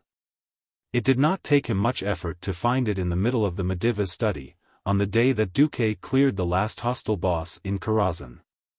As if a switch had been flipped, this Book of Divine Artifacts, that recorded most of the powerful magic of the Mediv appeared on the bookshelf in front of Duque. It was a huge and thick book. Its red cover was lined with brass, and there was a coat of arms with a flying crow on it. Unfortunately, Duque could only read a very small portion of the pages. The rest of the pages were all sealed by powerful magic. The system indicated that it could only be opened after becoming a Breaking Dawn wizard. Now, what Duque showed Antonidas was an illusion of one of the pages. On the page, there was a drawing that looked exactly like the Door of Darkness in the Cursed Land. However, this door wasn't in the Cursed Land. Looking at the drawing of the surroundings, it seemed to be in an unknown world. This is, according to the demonic language that I deciphered, there are two dark doors. One is in Azeroth, and the other is in Draenor, where the orcs are. They correspond to each other. Although you and I once worked together to close the dark portal, we only closed the portal itself. When we first created the dark portal, we didn't fill in the gap in the spatial barrier of Azeroth. Antonidas stroked his long white beard as he digested Duque's words. Continue. Duque pointed at the illusory page in his hand. If anyone can obtain the perfect structure of the dark portal and the coordinates of Azeroth from the Book of Mediv. If there is a powerful force that can reactivate the dark portal, such as the Dalajan's eye, if there is a controller. Antonidas continued. Then, the reopening of the dark portal is no longer just an illusion. Duque came to a conclusion on this matter. About that controller, do you have any clues? The Kirin Tor Chancellor frowned. Yes. The scepter that Gul'-Dan used, Sargeras's scepter. According to the orc captives, Gul'-Dan led his clan to abandon their tribe and went to the tomb of Sargeras in the Endless Sea, hoping to obtain the power of the fallen titan from Sargeras's corpse. Obviously, he failed. The orc captives said that Gul'-Dan was drowned by the demons that escaped from the tomb. The tomb of Sargeras. Just hearing about it gave him a headache. If it was during peaceful times, Antonidas would definitely not mind summoning a group of bored mages to explore. After all, they were Dalajan mages. If they didn't die in an explosion in the laboratory, they would die in all sorts of suicidal incidents. Only 1 out of 100 would have a good ending. What's the attitude of the Dragon Slumber Shrine? It seems like the dragons are temporarily unable to enter. However, Alexstrasza promised to send a small team to monitor the area and kill any demons that come out. Antonidas sighed. It seems like we don't have any good ideas in the short term. Yes. I'm also here to remind you to take good care of the Dalajan's eye. In my opinion, as long as the 3 artifacts do not fall into the hands of N'Zul, the Alliance will not be in greater danger. At least we won't have to face the third war of the Dark Portal for the time being.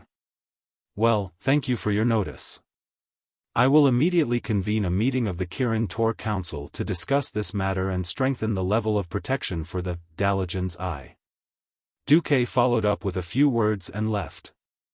Through the portal, Duque returned to Karazhan and saw Aurelia, who had returned to rest. Without saying anything, Duque directly embraced this noble and wild female elf into his arms. Duque, what's wrong today? The female elf sensed that the atmosphere was not right. After a few seconds of silence, Duque suddenly said, Aurelia, do you believe in fate? Aurelia's brilliant golden hair seemed to be shining, and her sexy red lips curved into a smile from the bottom of her heart. I do. If there was no guidance from fate, how could I possibly fall hopelessly in love with a human child like you? Then, do you believe that fate can be changed?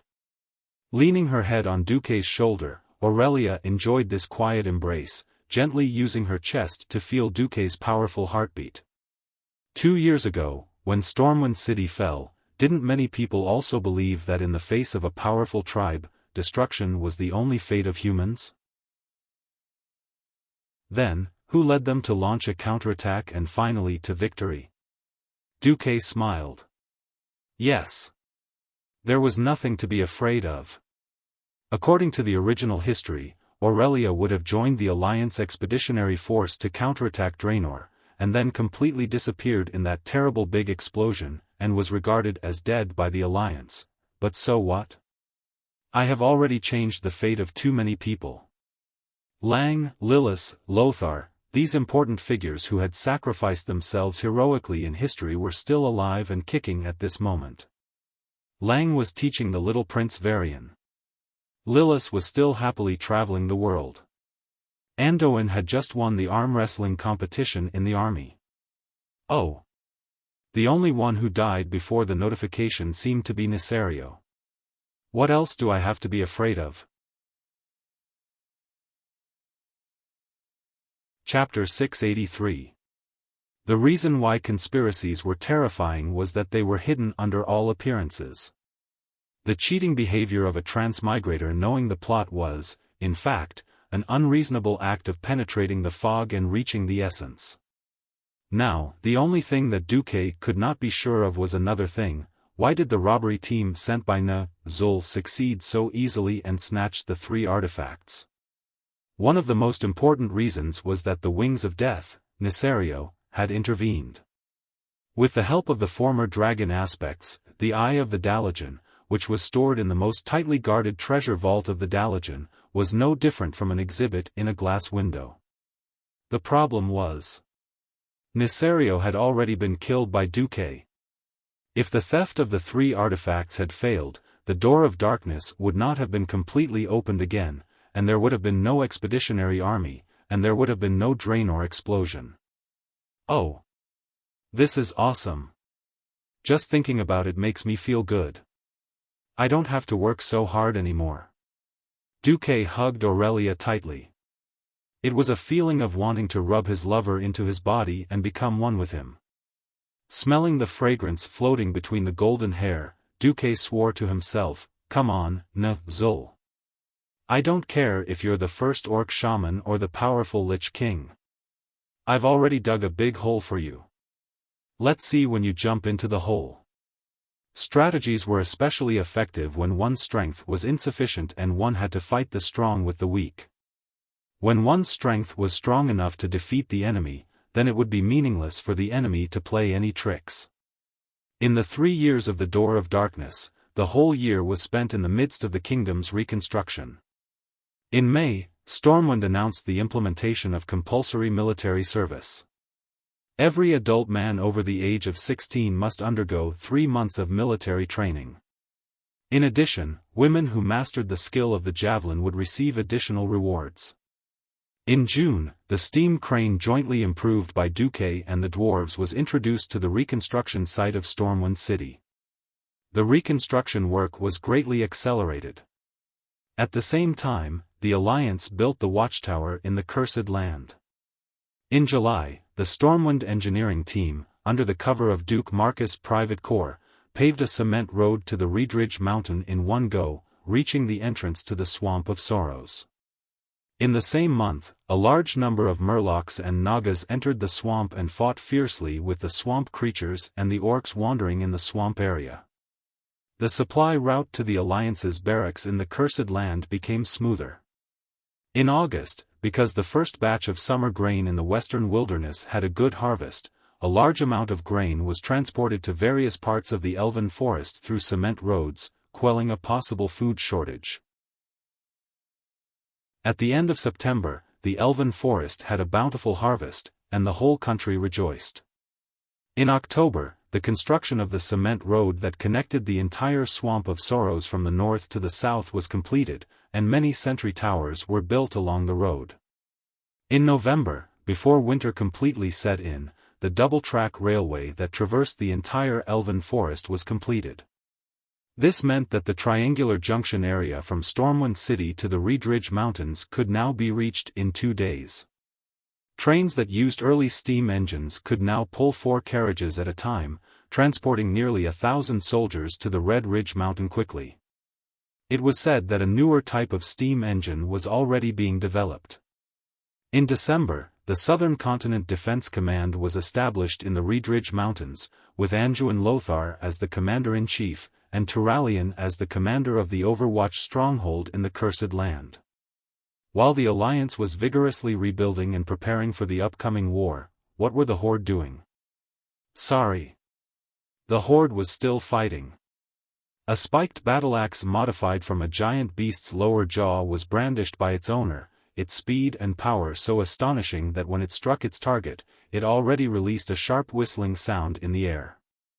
Under the winter sun, dozens of pillars of blood spurted out from the neck of the orc powerhouse that was struck, emitting a fierce radiance.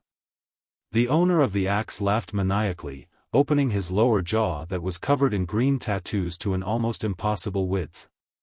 As he moved, his long black hair fluttered behind his head, and his blind left eye emitted an indescribable red evil light. His remaining eye kept turning, following his axe as it chopped at the enemies that dared to stand in his way. Weak. Too weak. Too weak. Scum like you can't even win against humans, and yet you dare to come to my Blood Ring tribe's territory to die. Kilrog Deadeye roared. He continued to swing his axe, beheading his fellow orcs from different tribes as if he was cutting meat. Victory was undeniable. However, Kilrog felt a sense of emptiness. The enemy in front of him was too weak. Compared to the human holy knights he had fought before, it was like the difference between a wild boar and a giant dragon. His exquisite skills and great strength were rendered useless. Kilrog. Kilrog heard someone call his name, and snorted. He turned around, forcing himself not to be immersed in the desire for a bloody battle. Kargath. It was Kargath Bladefist. Barging in while 2 tribes were engaged in a fierce battle was not a rational thing to do. If he was not careful, he would provoke both sides to attack him. He did not care. Because he was Kargath Bladefist. Strolling on the battlefield, Kargath was practically taking a leisurely stroll. If any blind orc pounced at him, he would use his severed arm's serrated evil blade to send that guy to reincarnation. The battle was actually coming to an end. This small tribe that had gone mad from hunger had foolishly barged into the territory of the Blood Ring tribe, which seemed to have fewer people. From the start, they were destined to have a tragic ending. They did not chase after this small tribe, as Kilrog's subordinates would do it themselves. Kilrog carried his serrated battle axe as he walked towards Kargath. Even though he had just been engaged in intense activity, he was now only lightly panting. He raised his head to look at Kargath. No matter how many times he had seen Kargath, the evil blade on his severed arm would always leave a deep impression on him. Old friend. Kilrog waited for the leader of the Shattered Palm tribe to walk to his side. They held each other's hands tightly. Of course, it was the right hand. Kilrog did not want to hold his opponent's blade. Looks like your tribe hasn't recovered yet. You should learn from my tribe. Kargath revealed a rough and cruel smile. Kilrog rolled his only remaining eye. You bastard, do you think anyone can learn from your shattered palm tribe? Directly cutting off an arm and equipping it with a blade is equivalent to joining the tribe. Thanks to this cruel yet simple and effective action, the shattered palm tribe's population rapidly expanded. The Bloodring tribe will rise again. However, have you had enough of this boring internal strife? Yes. If it wasn't for Gul'dan, we would have won long ago. Chapter 684. These two powerful chiefs were convinced that all of this was Gul'dan's fault. On the main road of Draenor, the plains that were originally covered with trees and vegetation had become lifeless. The trees that were once full of vitality had all withered, and the sky that was originally blue had now become as red as blood. All of this was because of those warlocks, and their endless thirst for power. Not only that, they had destroyed Draenor, but Gul'dan was the mastermind behind all of this. It was also because of his fault that the tribe was unable to defeat the Alliance and conquer that world called Azeroth. This was all because of that cunning warlock, and his people had betrayed the tribe at a crucial time, and went to that damned demon King Sargera's mausoleum to seek power, causing the frontlines to collapse. What should we do? You're already the wisest chief I know. You're not as good as me in battle, but I'm not as good as you in intelligence. Kargath didn't hide his weakness at all. I'm not as good as you in battle. The place where Kilrog's dead eye was emitted a dim red light, but this light disappeared in a flash. He didn't need to argue with Kargath. He was very clear about how ruthless Kargath, the madman who had broken his own arm when he was imprisoned by the ogres, and who had killed his way out of a mountain of corpses and a sea of blood, was. Once he provoked this battle maniac's desire to fight, then the outcome wouldn't be decided in a day or half a day. First, we need to form a new core of the tribe. Core? Yes. A powerful clan alliance that all the clans have no choice but to acknowledge, just like the Blackrock clan in the past. Without a powerful core as a flag, that group of people with brains full of muscles who only see the increasingly smaller hunting grounds in front of them won't listen to anyone. Kargath muttered to himself for a moment, the Blackrock clan is destroyed, but if only the Warsong clan was here. Yes. It's a pity that Hellscream is trapped in Azeroth. This was a chain reaction. If only one Blackrock clan was kneeling in Azeroth, then there would naturally be a second and third clan that followed closely behind. However, it was precisely because he was clear about the structure and relationships of the tribe that Duque acted very decisively. Getting rid of Blackstone, trapping Warsong, crippling Blood Ring, Dragon's Maw, and shattering Palm, in addition to Frostwolf, who had already been exiled to begin with. This was no different from wiping out the top 5 clans of the Horde. Right now, the tribe was without a leader. Duque did not know that he had pushed the tribe too hard in the Second War, which directly led to the delay of Zul's emergence. What's more, he didn't know was that at some point in the future, an intense argument had already broken out about his existence. In an illusory, incorporeal spiritual space, several voices were arguing loudly.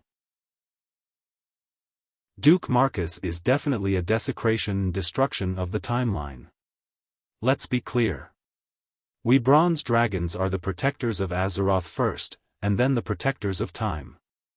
Are you sure this Duque is on the Guardian side? One of the possibilities we have deduced is that he will become the Lich King. That's only one out of 1024 possibilities. Why don't you say that there's an 82% chance that it will become better? There's a 17% chance that it will remain the same? No, tampering is tampering. We must give him a warning. Caro, stop right there. The Bronze Dragon King Nozdormu at that point in time has clearly rejected all interference from us. Even if you return, it will be meaningless. Your power will be weakened to the point where you're weaker than a mortal. All right. I'll compromise this time. Next time, I'll do it myself.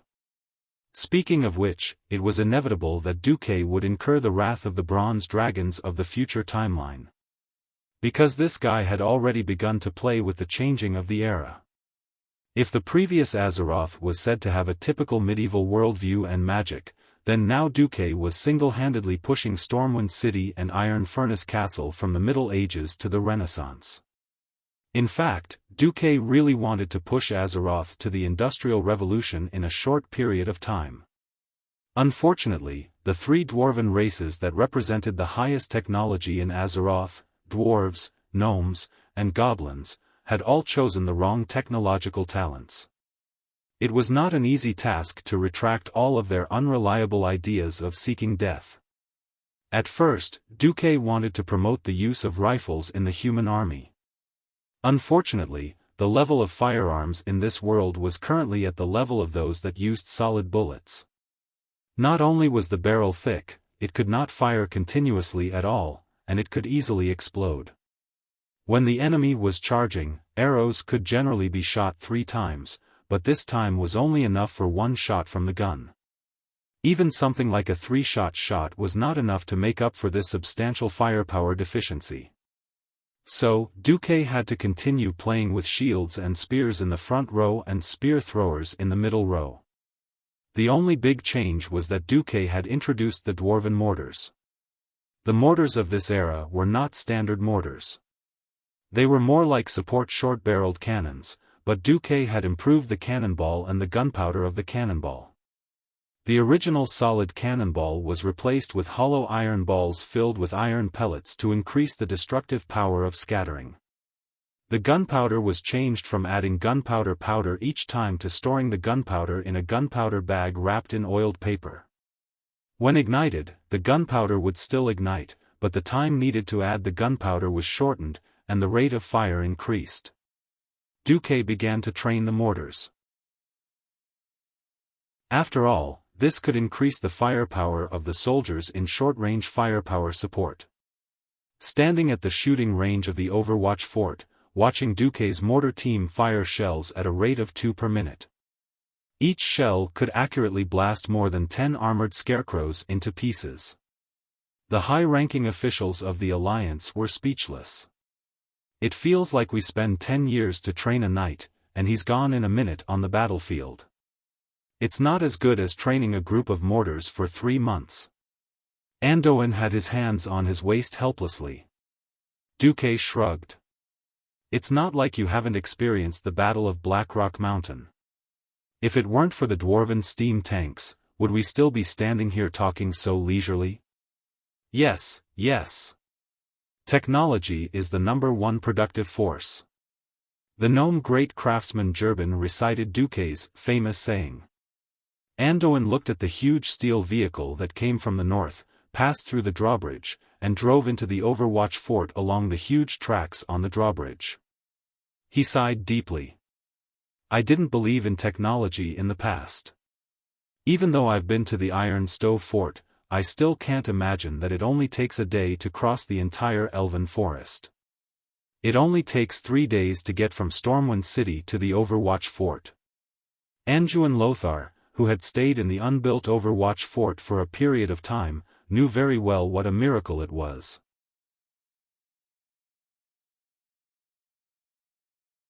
Chapter 685. Dark Portal Year 4, October 16th. This was a big day worthy of the entire Alliance's commemoration, because on this day, it announced the completion of the reconstruction of Stormwind City, the construction of the Overwatch stronghold that was responsible for monitoring the Dark Portal, and the opening of the entire railway that spanned more than 2,000 kilometers, spanning across 4 major regions and connecting Stormwind City and the Overwatch stronghold. Using 2 years to create so many things, not to mention the amount of manpower and resources used, just this short period of time was enough to shock the entire Alliance. Impossible. Tyreenas almost fell off his throne. No way. I've only just finished rebuilding the inner city. Salas, whose home had also been demolished, looked at his Riptide castle, which was now a size smaller, and smiled bitterly. What was even funnier was that after Gilnis broke away from the alliance, King Xian Greymane acted as if he was possessed. He was worried that the alliance of almost 10 kingdoms would interfere with Gilnis' internal affairs. Since last year, they had given up on the southern part of Silverpine Forest and started building the Greymane Wall along the terrain. Xian's method was similar to Thoradin the Great's construction of the Thoradin Wall to ensure the safety of the Arthi Highlands. However, it was infuriating to compare oneself to another. Gilnis had only just finished building a wall, but it was already announced that both cities had been completed at the same time. Old Jean's face was slapped so hard that it was bright red. That's impossible. How did Duque do it? Xian cursed from his throne. I heard that he boldly used goblins to help him, and even pulled over a lot of giant arcane puppets. Gnomes? Arcane puppet? Duque must be crazy. You can't blame Jean for saying that. Almost all of the intelligent races on the continent didn't have a good impression of the gnomes. They only knew how to destroy things without building anything. No matter where they went, they would create a foul atmosphere. However, it also depended on how it was used. No matter how unreliable the gnomes were, there were a few things that allowed the gnomes to be at the forefront of the world. The first was the goblin lumberjack. These gigantic robots were as tall as 2 people. Even though their terrible fuel engines produced ear-piercing noises all day long, and they constantly produced pungent smoke, the efficiency of the goblin lumberjacks was far above all other races. Even the thick-shouldered orc laborers couldn't compare to these robots that had sawtooth circular chainsaws installed on their arms. The second was goblin gunpowder. Don't think that the goblins were a bunch of fellows who were adept at using gunpowder and shouting, "Explosions are art." Another way to use the goblins was to use them to blow up mountains. The ground of the elven forest was mostly flat. After laying gravel and wooden ties, the rails would be very stable. Starting from the Red Ridge Mountain, it was no longer possible. The rugged Red Ridge Mountains originally only had a narrow, winding path. To get the trains through, it must be widened. When Duque chanted the mysterious spell that had always been effective against the gnomes, dollar coin. I'll give you a lot of gold coins. Afterwards, countless goblins' eyes turned red as they howled and charged up the mountain with explosives. The continuous explosions could even be heard dozens of kilometers away in the East Cove lumberjacks. The crazy goblins blew up rocks and themselves into the sky. Within 3 months, they blew up the canyon near the triangular intersection into a basin and turned the natural moat into a passageway. According to the original agreement, after the completion of the project, Duque would pay more than 15 million gold coins for the cost of blowing up the mountain. Every big boss in the alliance was shocked to hear this amount of money. However, one night, half a month before the project was completed, an accident happened. For some reason, a rumor was leaked that the Red Dragon Queen Alexstrasza had helped to eliminate a big demon in the Blasted Lands. As a reward for the Red Dragon army agreeing to leave a small team of Red Dragons in the Blasted Lands, Duque prepared a sum of up to 1 million gold coins for the queen. That night, a few groups of goblins risked their lives to sneak into the queen's temporary cave in an attempt to steal the gold coins. In the end, the queen was furious and went on a rampage. She killed nearly 1,000 goblins at the campsite and burned them all. F***CK. In the spirit of a fair and just contract, I invited you to work for me. But you came to steal the money of the Alliance's most important ally? I'm hiring workers, not thieves and swindlers. Duque waved his hand and told the goblins to scram.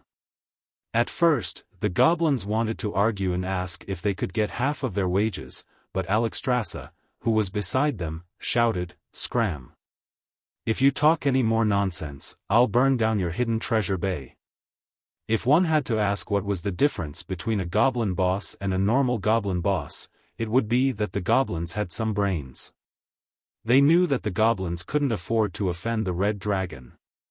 If they had to blame someone, they could only blame themselves for not controlling their brainless subordinates to steal the Red Dragon Queen's treasure. The Queen unleashed a wave of dragon might, and the goblins ran away in fear. Then, they didn't even have to pay the 15 million gold coins. A few big bosses in the alliance turned around and wondered if Duque had purposely blackmailed the goblins. That's right. He did it on purpose. The goblins were a race that only cared about money. As for moral integrity, they would sell it for money. They could work for the beast men, the dragons, or the fire elementals. Whoever offered the highest price, they could sell off their previous employer in the next second. Last year, Dahlin had taken the fleet of Stormwind and the fleets of the two countries to Hidden Treasure Bay to cause trouble for the goblins. The goblins had to cede territory and pay reparations. They had to hand over almost all of their warships. This year, they finally had a big deal. The goblins had used up almost all of their gunpowder stocks. Who knew that apart from the 1 million gold coins down, they wouldn't receive anything more? The goblins were furious and aggrieved. Although they had doubled the price of the cheap gunpowder and added a zero at the end, they still felt that Duke had cheated them. This time, they had been cheated by Duke. Yes, Duque had indeed cheated them. So what?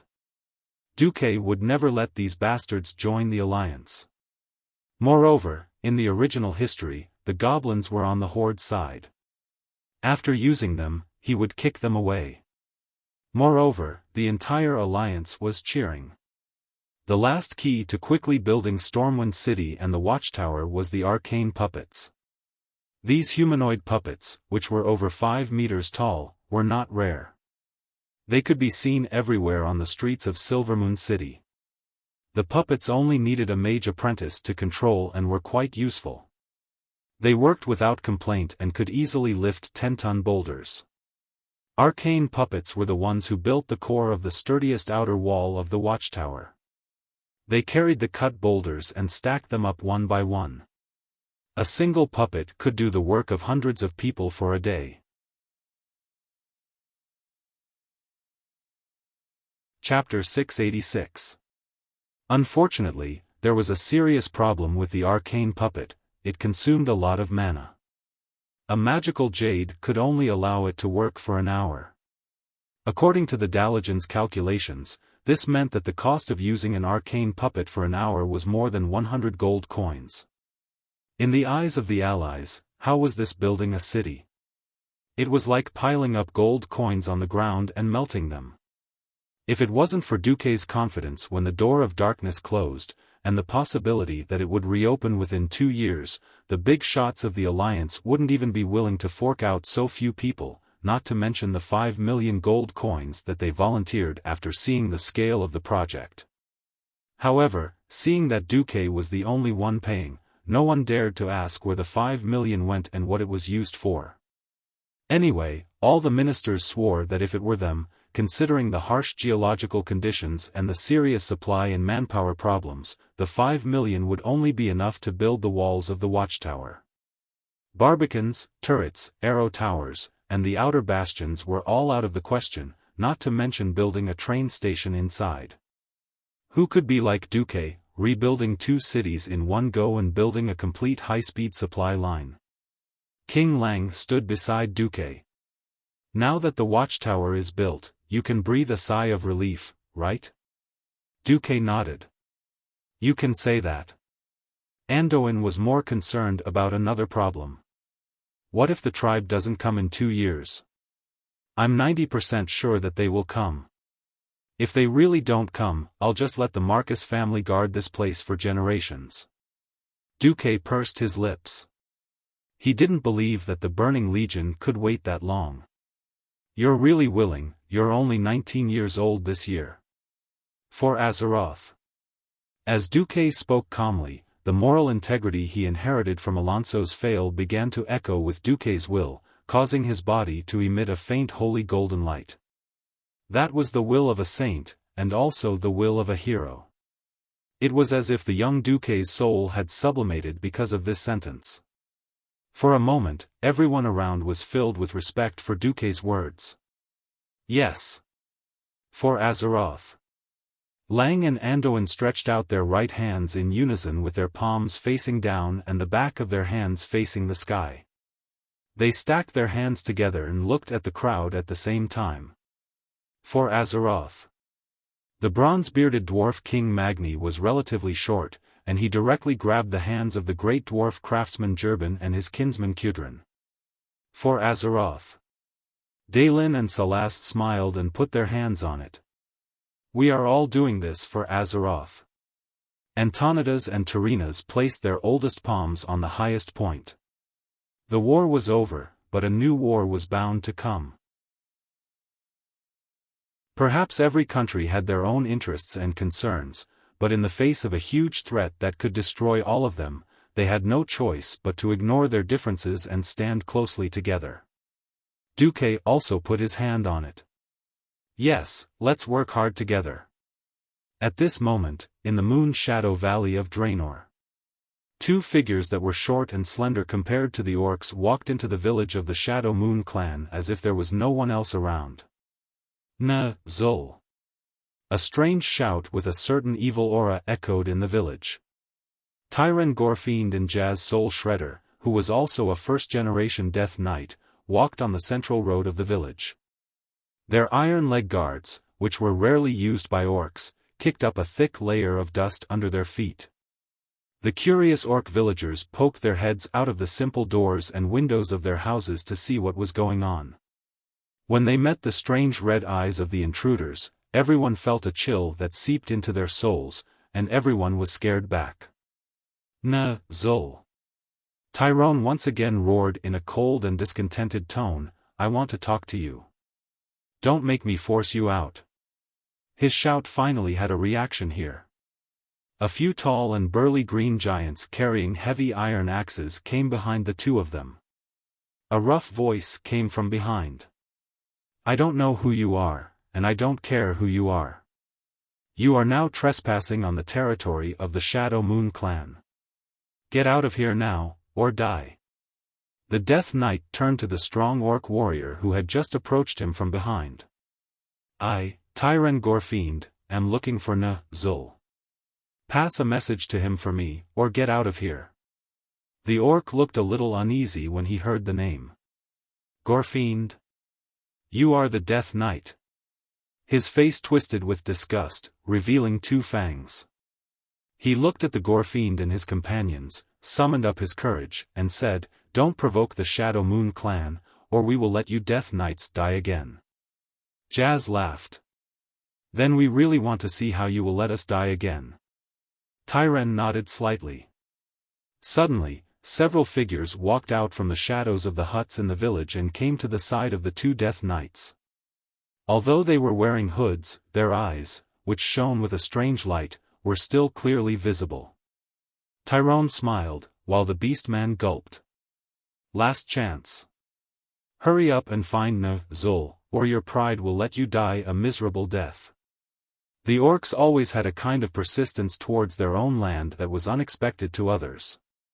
Zul won't see anyone. Although he had begun to sweat, it was clear that he was clenching the axe in his hand. Oh. Tyran sighed softly. His lungs that had long since decayed inhaled a mouthful of air and exhaled, issuing a strange whistling sound, You can die now. Without waiting for the orc to reply, Tyran stretched out his right hand, which was protected by plate armor, and chanted a spell in a low voice. The sudden pain made the orc forget to breathe, and he bent over in pain. Tyran clenched his fist. At the same time, dark red blood suddenly gushed out of the orc's nose, eyes, and mouth. Without staying for a second, Tyran turned and headed deeper into the village. He no longer had any interest in torturing this annoying orc. Along the way, it seemed that he had killed too many of these brainless guys. Evil dark magic. A Shadow Moon warrior shouted, grabbing the battle axe beside him. Kill them. Otherwise, no one will be spared. His roar was echoed by several orcs around him, and they all raised their weapons and rushed over. Tyran Gorfiend turned around like lightning, his glowing eyes narrowing. Since you want to die, I'll just kill you all and find Zul myself.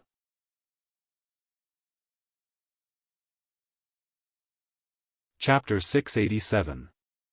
This time, he spread his hands forward at the same time, and the surging power of darkness condensed at his fingertips. A second later, as if a powerful mage had thrown a big fireball, the power of darkness exploded in front of the orcs like black flames, easily sending the orcs who had just rushed over waving their battle axes flying. They lay on the ground, howling in pain. Stop! Enough orc blood has been shed. An old orc's voice came through the air, echoing in the ears of all the orcs and death knights. The majestic voice itself had a mysterious power that made people unconsciously obey it. Tai Long put his arms down, and the death knights retreated in unison, forming a line behind Tai Long. Every pair of scarlet eyes stared at the leader of the Shadow Moon clan who appeared in front of them. Zul, you've finally come, Tai Long Gorfiend said lazily, standing in a pool of blood. In the next moment, he felt the old orc warlock's anger. The Shadow Moon clan has too many settlements, and it's too troublesome to find them one by one. I had to do this in order to get your attention. He turned to Zul and was surprised to find that Zul's face seemed to be smeared with a layer of white powder. It was deathly white, and his whole face looked like a skull. He looked at Zul, and Zul looked back at him. When their eyes met, Zul's eyes widened in surprise. I dreamed of you, he muttered.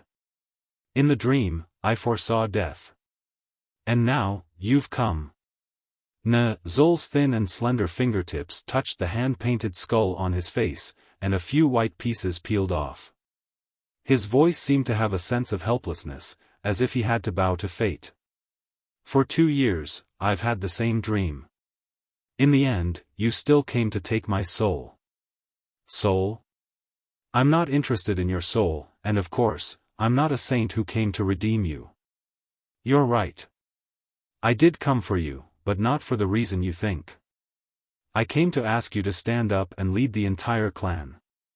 Zul looked very confused. Me? Why me?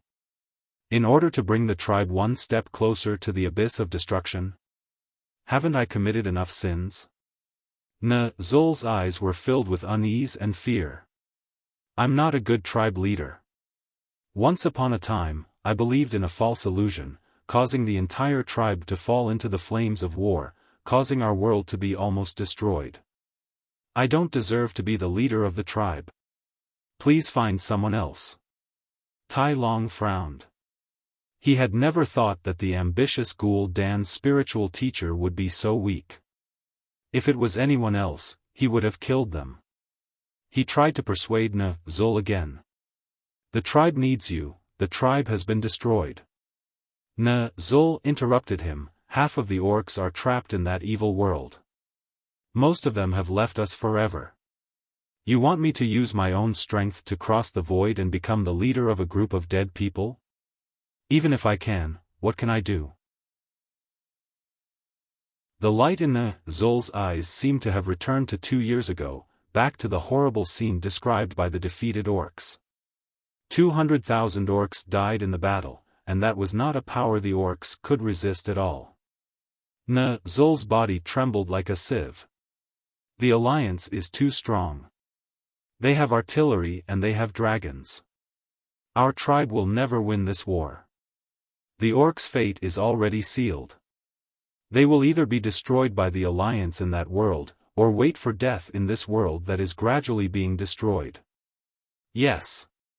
We can only choose how we die now. Tyran was almost driven mad by Zul. He never thought that the once respected tribal chief would become so afraid of death. Saying that Zul was weak was already praising him.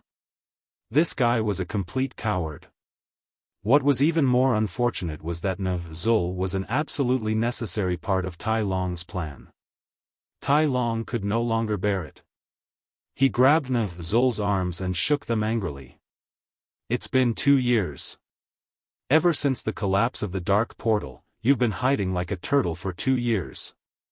In this world, the clans have done nothing but kill each other for the smaller and smaller hunting grounds. Are you really willing to wait for death in despair like them? So what? Zul roared in despair. Zul was finally a little angry, but Tai Long was happy. He had found a breakthrough. Yes, the current Zul was definitely a person who had abandoned his own people, lost his sense of honor, and had no sense of responsibility. But Tai Long found that he was afraid of death. If there was a weakness, it could be used. Wasn't that right? Tai Long's calmness infected Zul. Although the dark portal was destroyed, I have absolute confidence that I can rebuild it. I will leave a spatial crack in Azeroth until the entire tribe can pass through it. Then I heard from Ghoul Dan that there are some artifacts. If we can get some of them, we don't need to defeat the Alliance, because our goal is not to conquer the whole of Azeroth. Zul stopped struggling. His face was full of confusion. If we don't conquer Azeroth, then why did we repair it? As long as we get those artifacts, then we can change the spatial coordinates of the dark portal and use it to leave Azeroth and Draenor. We can live in other worlds. Well, other better worlds. Tai Long's voice became full of temptation, like an uncle who was using a lollipop to lure a child. Zul listened with rapt attention, and a glimmer of hope appeared on his pale face. Yes. Zul was a guy who was afraid of death. He knew very well that entering his hut again and continuing to live in seclusion was waiting for death. Rather than that, it was better to choose to accept a new fate. Zul finally asked, "Do you already have a comprehensive plan?" "I mean a comprehensive and foolproof plan." "Of course." Tai Long Gorfin tried to make himself appear full of confidence. Although this was a bit difficult for a dead person who had already lost his blood, he still tried to make the soul fire in his eyes burn brighter. This time, Tai Long did not press Zul. Instead, he waited patiently for him. "Tell me your plan." Zul turned and walked into his hut. But this time, Tai Long Gorfind walked in with him. Other Death Knights replaced Zul's orc guards at the door. Chapter 688. The Dark Portal, 11th of November, Hand-Chopping Day. No, it was Singles Day on Earth. It was not a holiday in Azeroth, but late at night, the atmosphere in the Overwatch stronghold was tense. It was not just the Overwatch stronghold. Almost every sentry tower near the Dark Portal was on high alert. All the soldiers would take shifts every 2 hours. "Hey! Corporal, wake up. It's level 1 combat readiness. Do you hear me?" Below the sentry tower, an Alliance officer on horseback woke up the soldiers who were dozing off. Corporal Randall laughed. "Lieutenant William, don't be so nervous. Look at the cursed land in front of us. We have been guarding it for almost 2 years, and there is nothing here that we need to seal off. Besides, isn't Pang Lei looking at it? Isn't that right, brother?" Another soldier who was on the lookout next to him responded with a Although Second Lieutenant Williams' expression was not good, he could only agree. In the past 2 years, from the initial fear to the calm, nothing had happened here. There were no orcs, no demons, not even animals. Apart from the occasional gust of wind that would blow a relatively round rock to roll on the Crimson Land, there was not even a ghost here. But he still looked a little uncomfortable. "Randall, perhaps you are right," he admitted, wiping his face with his gloved hand. "But please be clear, even when we first arrived, Sir Marcus, the deputy commander, only gave us a level 3 combat readiness that was close to a vacation. But now it's level 1. 2 people in a team on alert at the same time, understand? From the second half of this year onwards, we can enjoy fresh seafood. What is it for? Isn't it because seafood can improve one's night vision? Otherwise, the great Lord above would not be so kind as to let me eat such fresh seafood. All right, for the sake of the freshness of the seafood. Oh! I can't imagine that the seafood that was transported from more than 1,000 kilometers away is still alive. Randall stood up and carefully used a telescope to look at the dark portal in the distance. Thanks to the development of the military industry, the telescope that was once only available to generals was now equipped with 2 in each of the 12 watchtowers surrounding the dark portal. 2 soldiers looked ahead of them, under the light of a brazier set in a particular place. They could still clearly make out a glimmer of light in the air behind a pile of rubble. It was very narrow, about the width of a person and the height of 2 people. They had been told that the crack was a remnant of the dark portal, and that their duty was to guard it. Second Lieutenant William left with a few patrolling soldiers. Corporal Horrell spoke up. I have to say, this job is pretty easy. You get 3 times the pay of a soldier of the same rank, and all you have to do is keep an eye on an opening that won't move. If anything happened, they could just blow the alarm and escape. And we can change shifts in an hour. William was about to say something else when he stopped. His eyes that were pressed against the binoculars suddenly widened and he whispered, "Look over there." With the light from the braziers that had been set up beforehand, they could clearly see something coming out of the distorted door of light. In the light of the fire, the shadows of those things were cast on the huge wall behind the door of light that had been set up beforehand. The huge figure, with its long fangs, looked especially ferocious. "Whoa, did you hear that?" Horrell reminded his partner. At the same time, the green-skinned giants revealed their true faces in their field of vision. Damn it! That's Taraja's signal. We're not seeing things. It's really the Horde. Those evil green-skinned creatures are coming. William lunged at the horn hanging on the wooden sentry tower behind him. Woo! A bugle sounded. 2, 3, 12. Immediately after, a huge fire beacon was lit on the sentry tower a little further away, and a siren was sounded. Woo! Every Alliance soldier on the sentry tower, after fulfilling their duty, immediately jumped off the sentry tower as fast as they could, untied the reins of their escaping horses, and whipped them to escape. On the walls of Overwatch Stronghold, Turayan, Lothar's adjutant, was patrolling. Suddenly, he stopped and shushed the other soldiers beside him. The group of people held their breaths and stood there for 2 seconds, trying to figure out what was going on. Then, Turayan heard it. The siren in the wind sounded like the low groan of a giant beast that had just woken up. Then, it immediately turned into a warning roar. "I want the magic mirror image of the dark portal." Turayan called out to the mage who was on duty. The middle-aged mage hurriedly chanted an incantation. When the mage's eye that had been arranged beforehand sent over the image, Turayan looked at the spatial crack in the image and took a deep breath. The cold wind that seeped into his lungs almost made him lose the ability to speak. The crack was expanding. Sound the alarm. Level 1 alert, the enemy has appeared. He waved his arms in excitement, calling out to the guard on the clock tower. But the young guard was obviously a new recruit, and he actually froze in place out of fear. For the sake of the holy light. Don't F** King daydream at this time. Turayan could not hold it in any longer. He immediately pulled out the hammer at his waist and threw a hammer of wrath at the huge alarm. Hammer of Wrath did not have any special effect on creatures or inanimate objects that were in perfect condition. But as one of the few long-range attacks of a paladin, it was more or less the same as being hit by a hammer.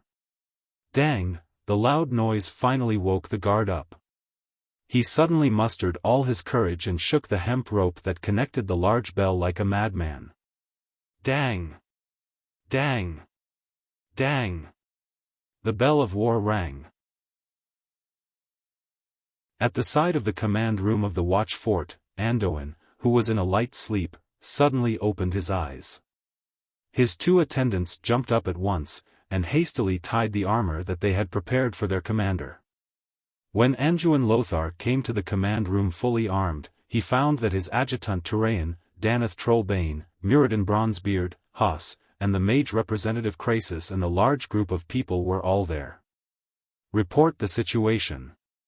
Turayan looked towards the west with eyes full of admiration. That was the direction of Karazhan. Deputy Commander Marcus' prediction is completely correct. The horde is here. The latest news from the bandits of Mi-7 is that there are confirmed Death Knights and more than 2,000 horde warriors. The preliminary judgment is, listening to Turayan's report, everyone thought that the completion of the Overwatch stronghold was really timely.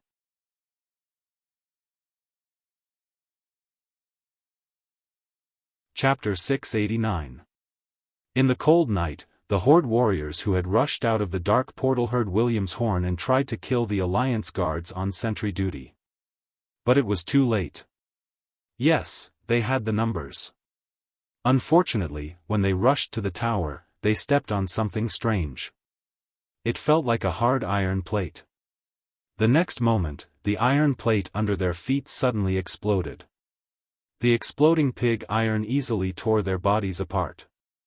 The orcs who rushed at the front immediately fell into a pool of blood. It was late at night, and darkness covered the entire cursed land. The orc warriors could not see their enemies. Just as they were still walking around the dark portal, looking for the human sentries who had escaped, a few muffled sounds came from the darkness. Then, a dazzling light shot into the air and slowly floated down, exposing all the orcs near the dark portal to the light. The human thieves in the darkness could clearly see the orc warriors and death knights coming out of the newly expanded crack.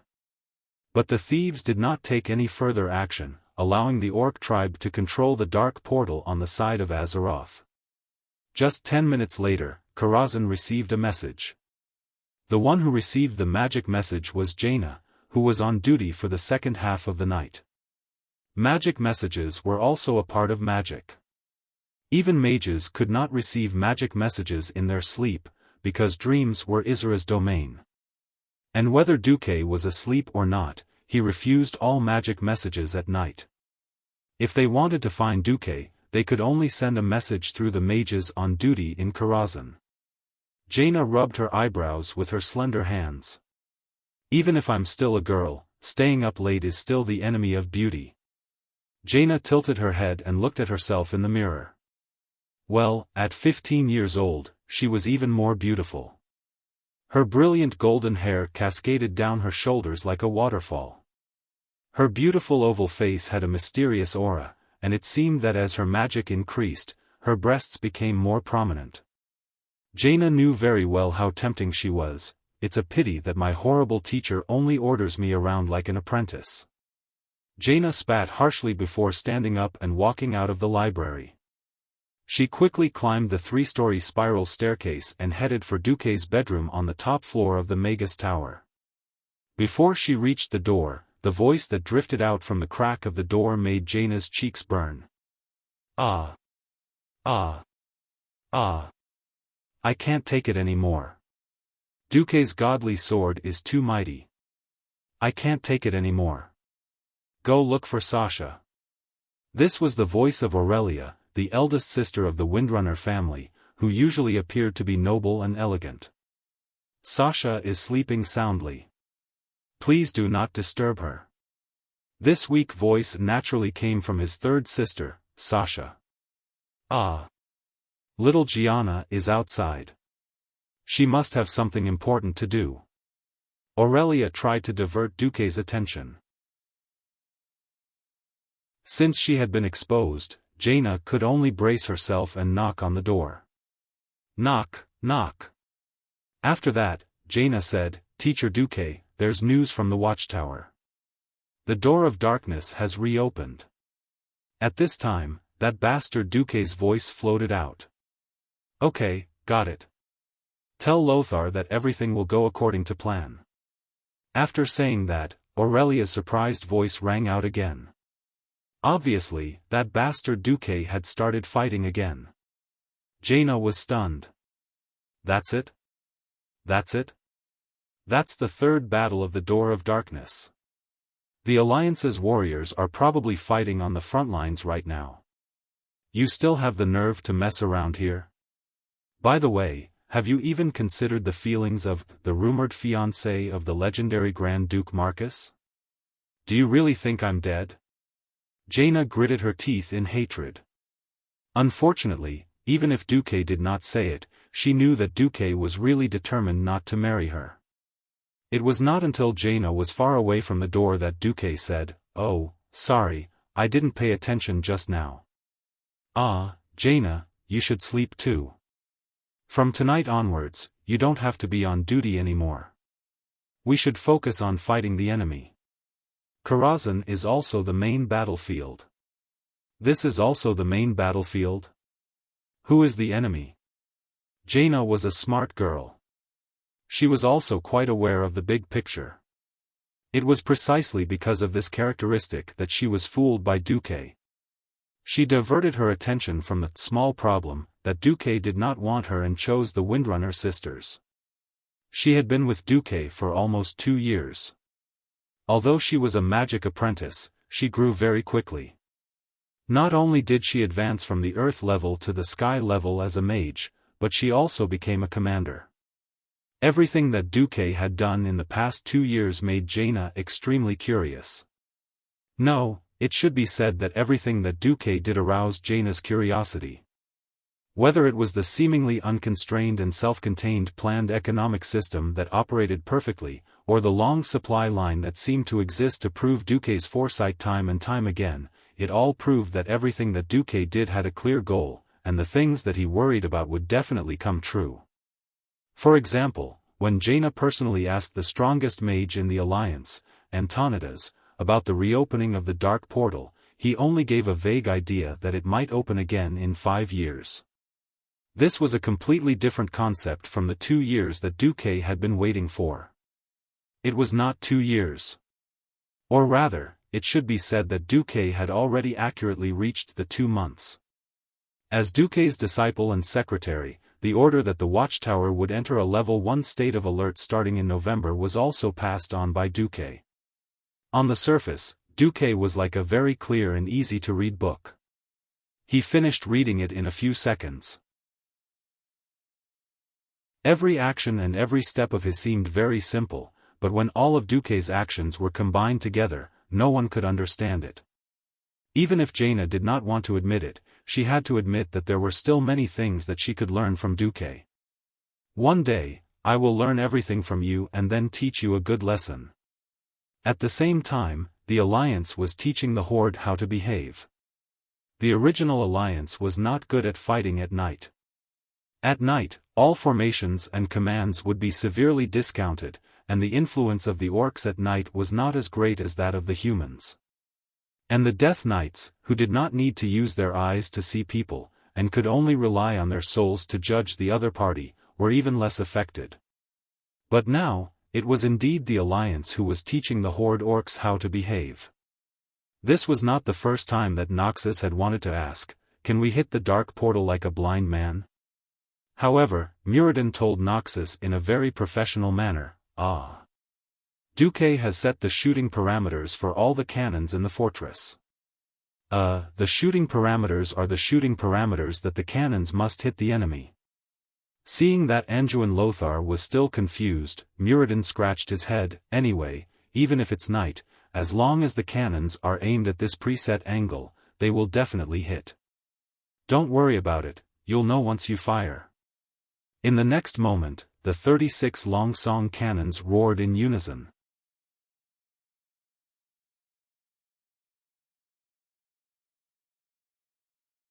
Chapter 690. Whoosh, an ear-piercing whistling sound came from afar, as if the Grim Reaper was swooping down from the sky. The orc warriors who came to Azeroth for the first time did not know what was going on. The moonlight was not bright that night, so they could only look around foolishly. However, Kilrog Deadeye, the chieftain of the Blood Ring clan, who had experienced the battle at Black Rock Tower in the scorching canyon, had a drastic change in expression. His wrinkled face scrunched up in horror.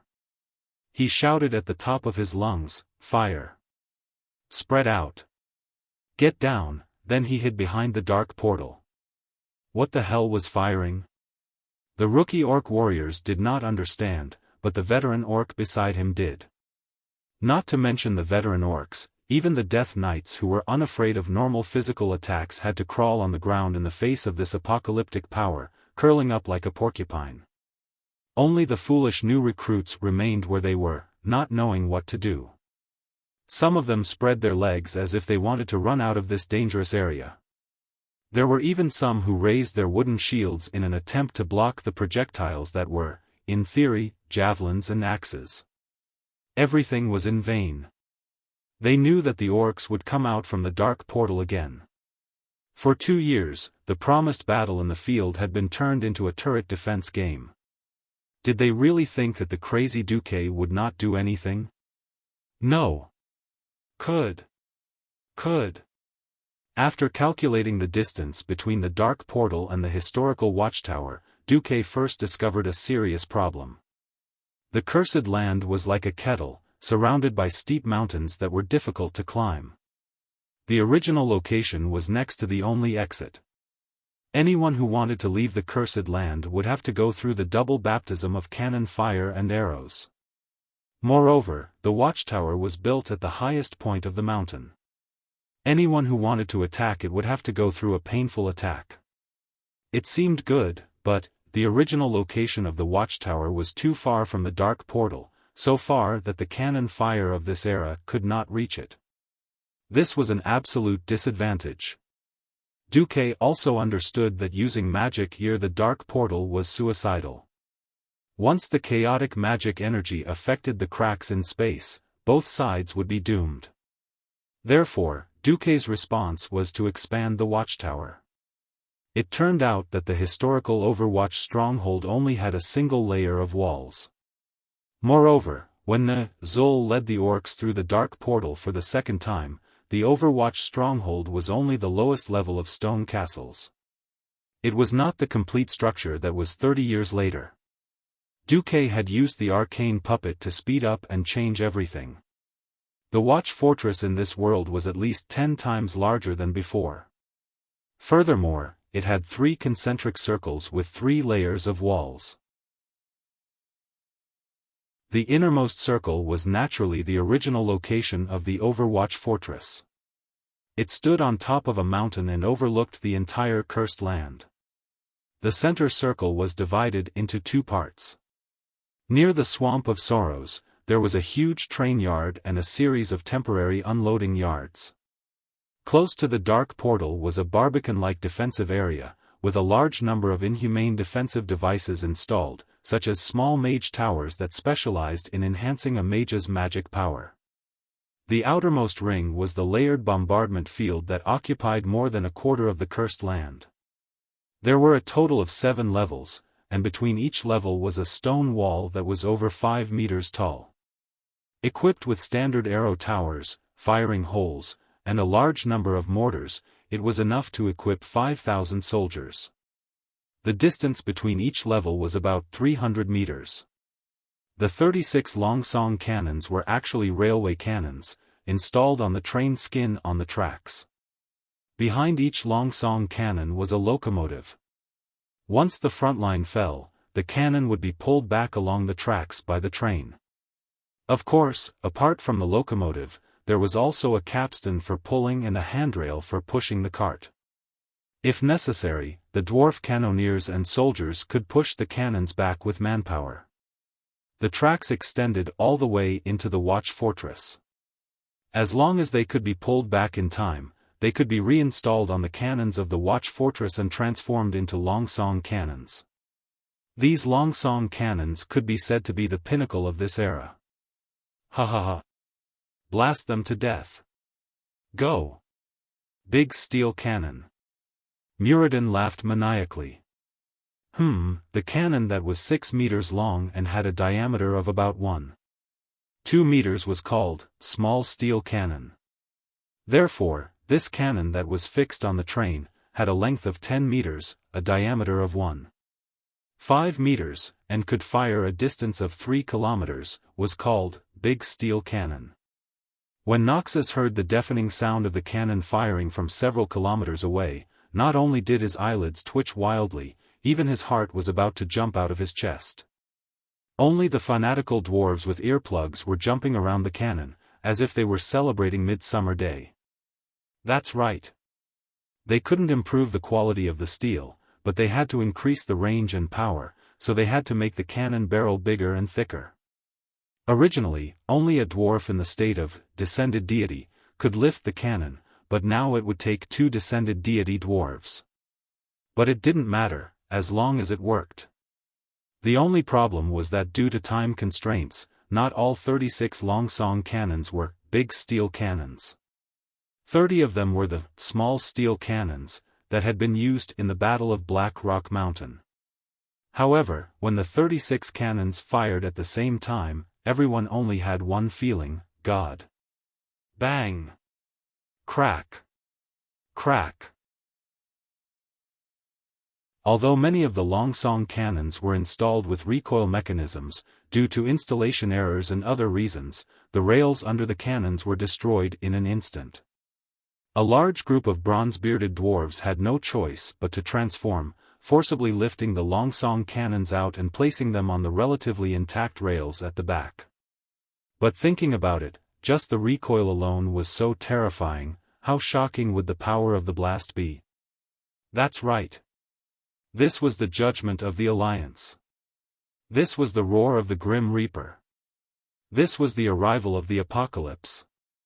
More than 80% of the 5,000 tribal elites that came out of the Door of Darkness flew into the sky immediately. Of course, the orcs and death knights couldn't fly.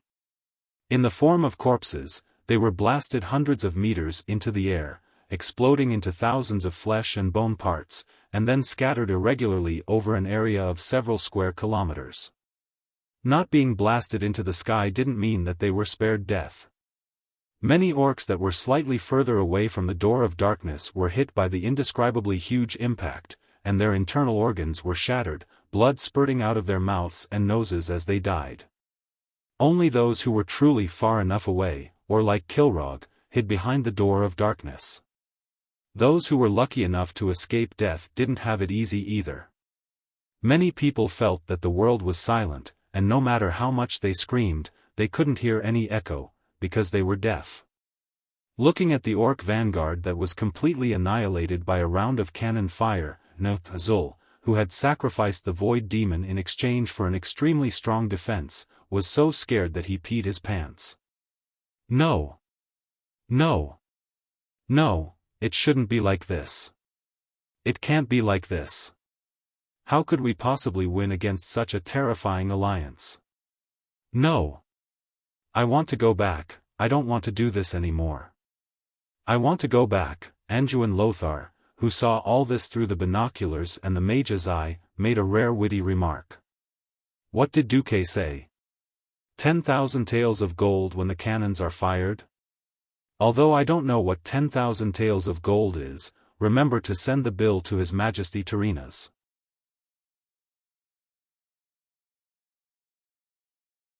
Chapter 691. After Anduin finished sending the bill, the commanders around him smiled bitterly.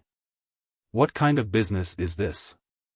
Why does it sound like the heroes who guard the borders for the Alliance have become profiteers? Yet, no one had any objections.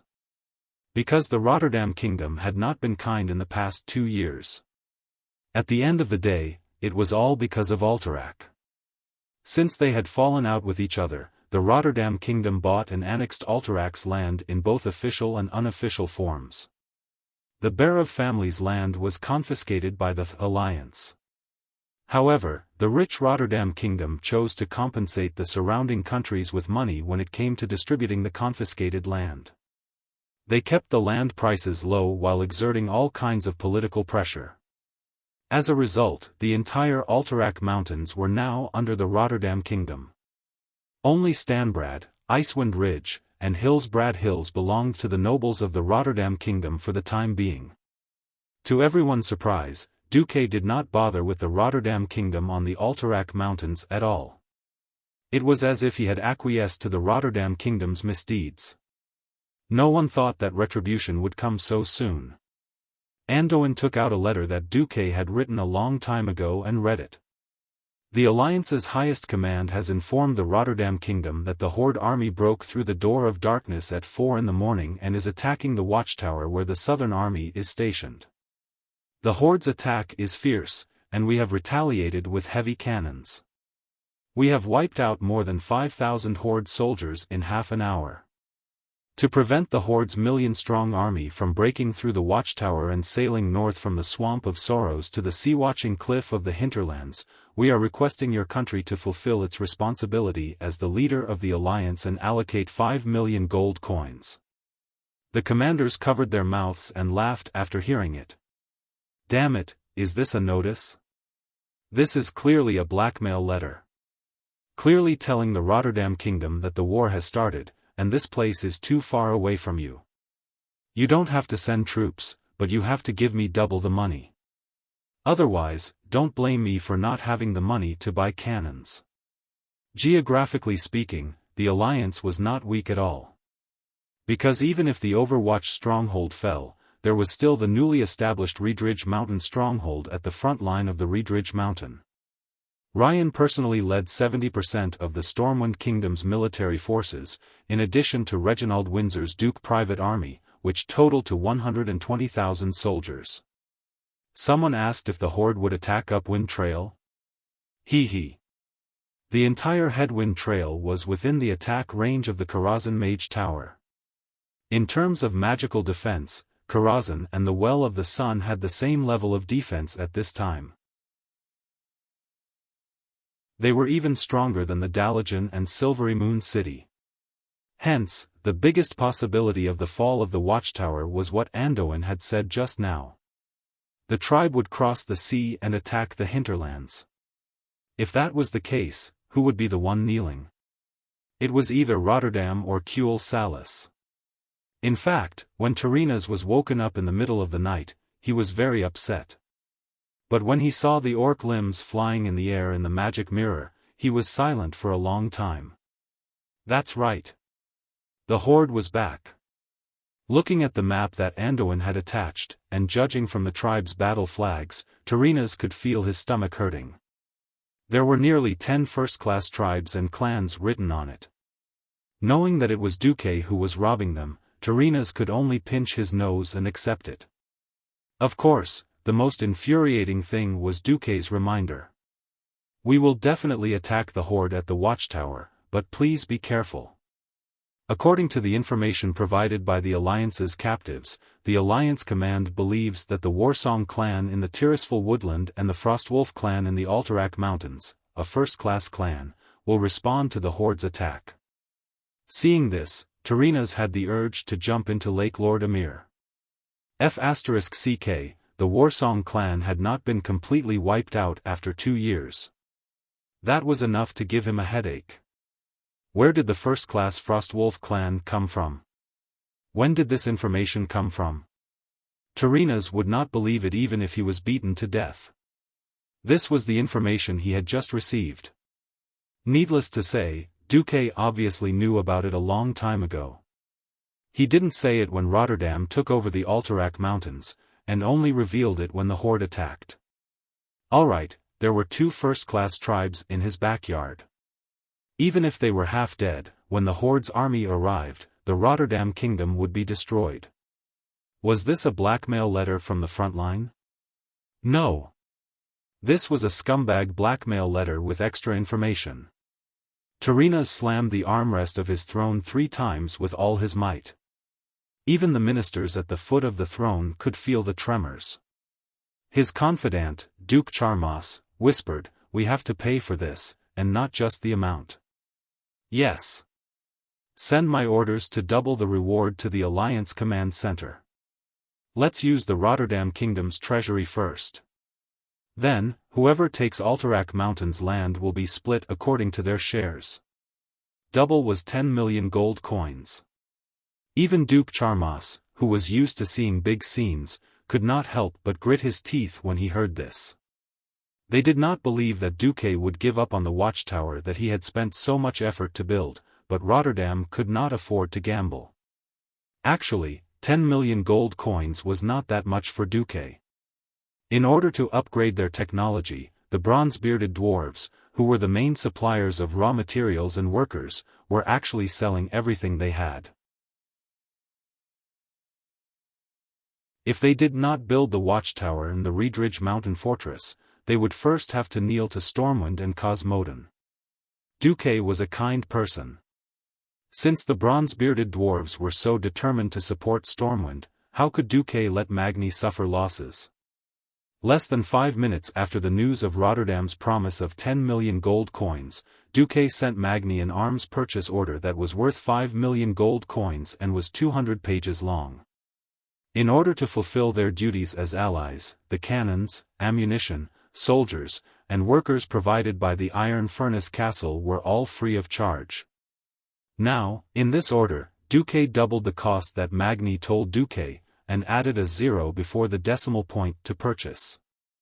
In the end, it was Magni who was kind enough, or perhaps he felt that it was too shameless to earn so much, that he waved his pen and said, "For the Alliance, I'll give you a 50% discount."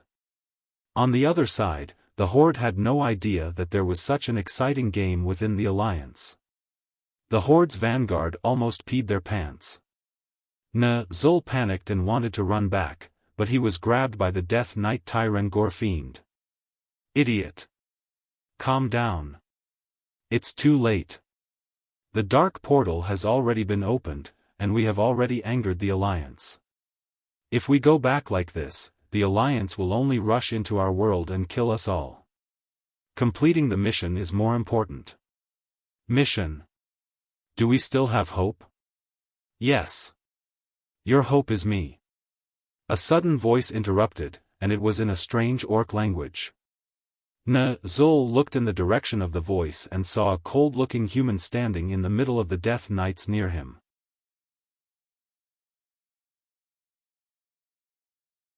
Chapter 692. The Alliance's cannons bombarded the north side of the Door of Darkness, causing the earth to shake and the mountains to shake. However, the south side was still and calm, as if nothing had happened. This was because the Dark Portal itself was a strange existence that reinforced the crack in space. In a sense, the Dark Portal itself did not exist on planet Azeroth.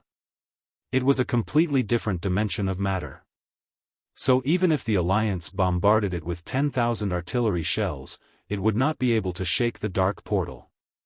Duque had also thought about ambushing the Dark Portal from 10 sides, so that every tribe that came out would die. The ideal was beautiful, but the reality was cruel. In these 2 years, he could indeed arrange it like this. The problem was that the Alliance's only supply route was in the north.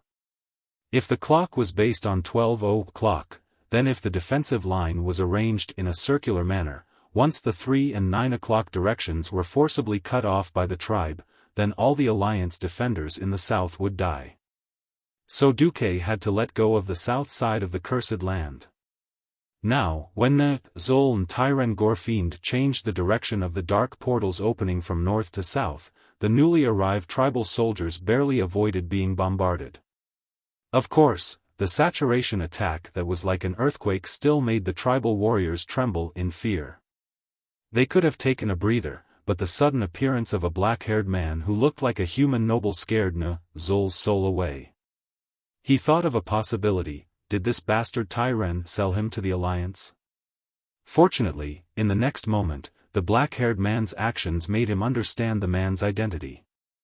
Ha! There was a light shout. Then there was a supreme and terrifying pressure. Under Zul's gaze, the man's figure became bigger and bigger.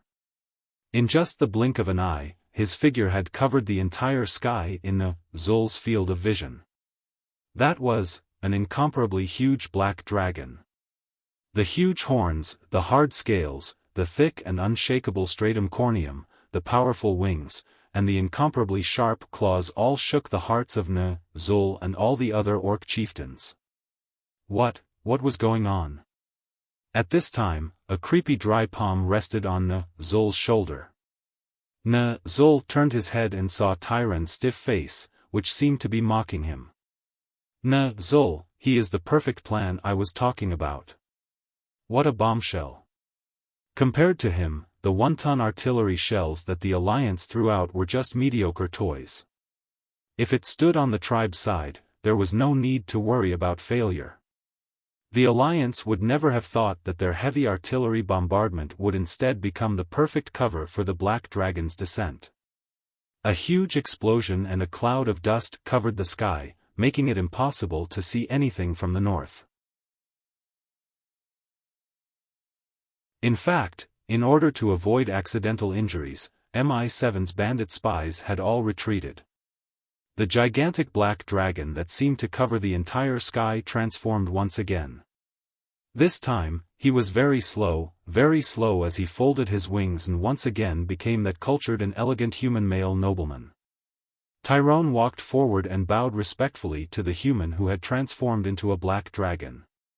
He then turned to Zul, Kilrog, Kargath, and the other chiefs and said, "Please allow me to introduce to all the chiefs of the tribe that this is our strongest ally in Azeroth, the leader of the Black Dragon army, Lord Nefarian." Kilrog and Kargath frowned at the same time. Kilrog seemed to have thought of something, and chose to remain silent. However, Kargath, whose personality was more irritable, bluntly said, "Hey! Wait! Why do I remember when the leader of the Black Dragon army died?" Suddenly, without any warning, Kargatha's entire body flew out with blood spurting from his nose and mouth. No one saw how Nefarian made his move, but it was obvious that this Mr. Black Dragon was in a very bad mood. His voice was still full of elegance, but there was a hint of anger in it.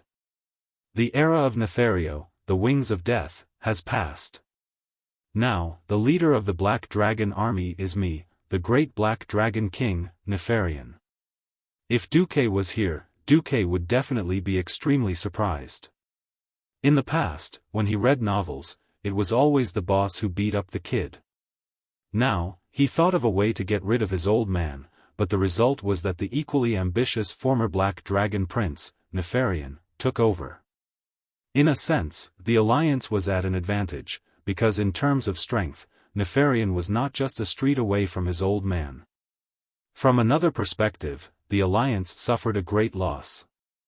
This was because Duque, the mastermind of the Alliance, did not know that Nefarian would jump out at this time. This was truly something that exceeded their expectations.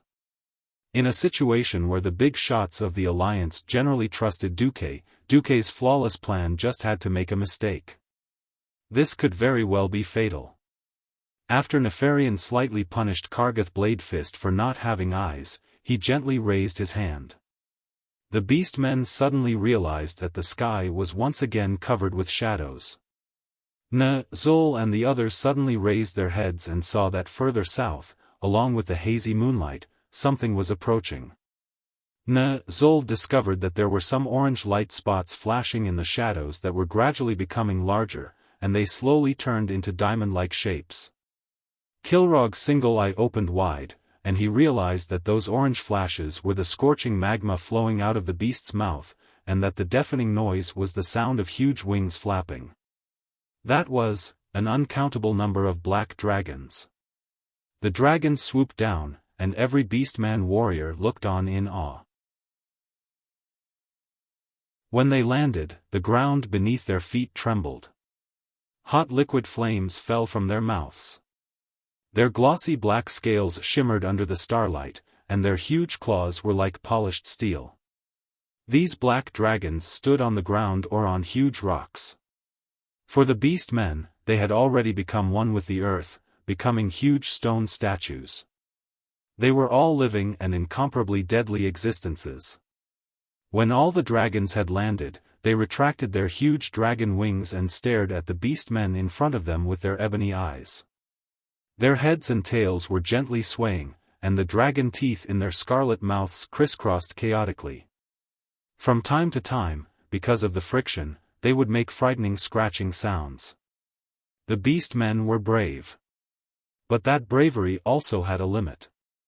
For them, they could launch a suicidal charge against the human battle formation that was 10 times their size without hesitation, but they did not dare to raise the axe in their hands against the dragon army that was only 1% of their size. The feeling of being stared at by the dragons was terrible.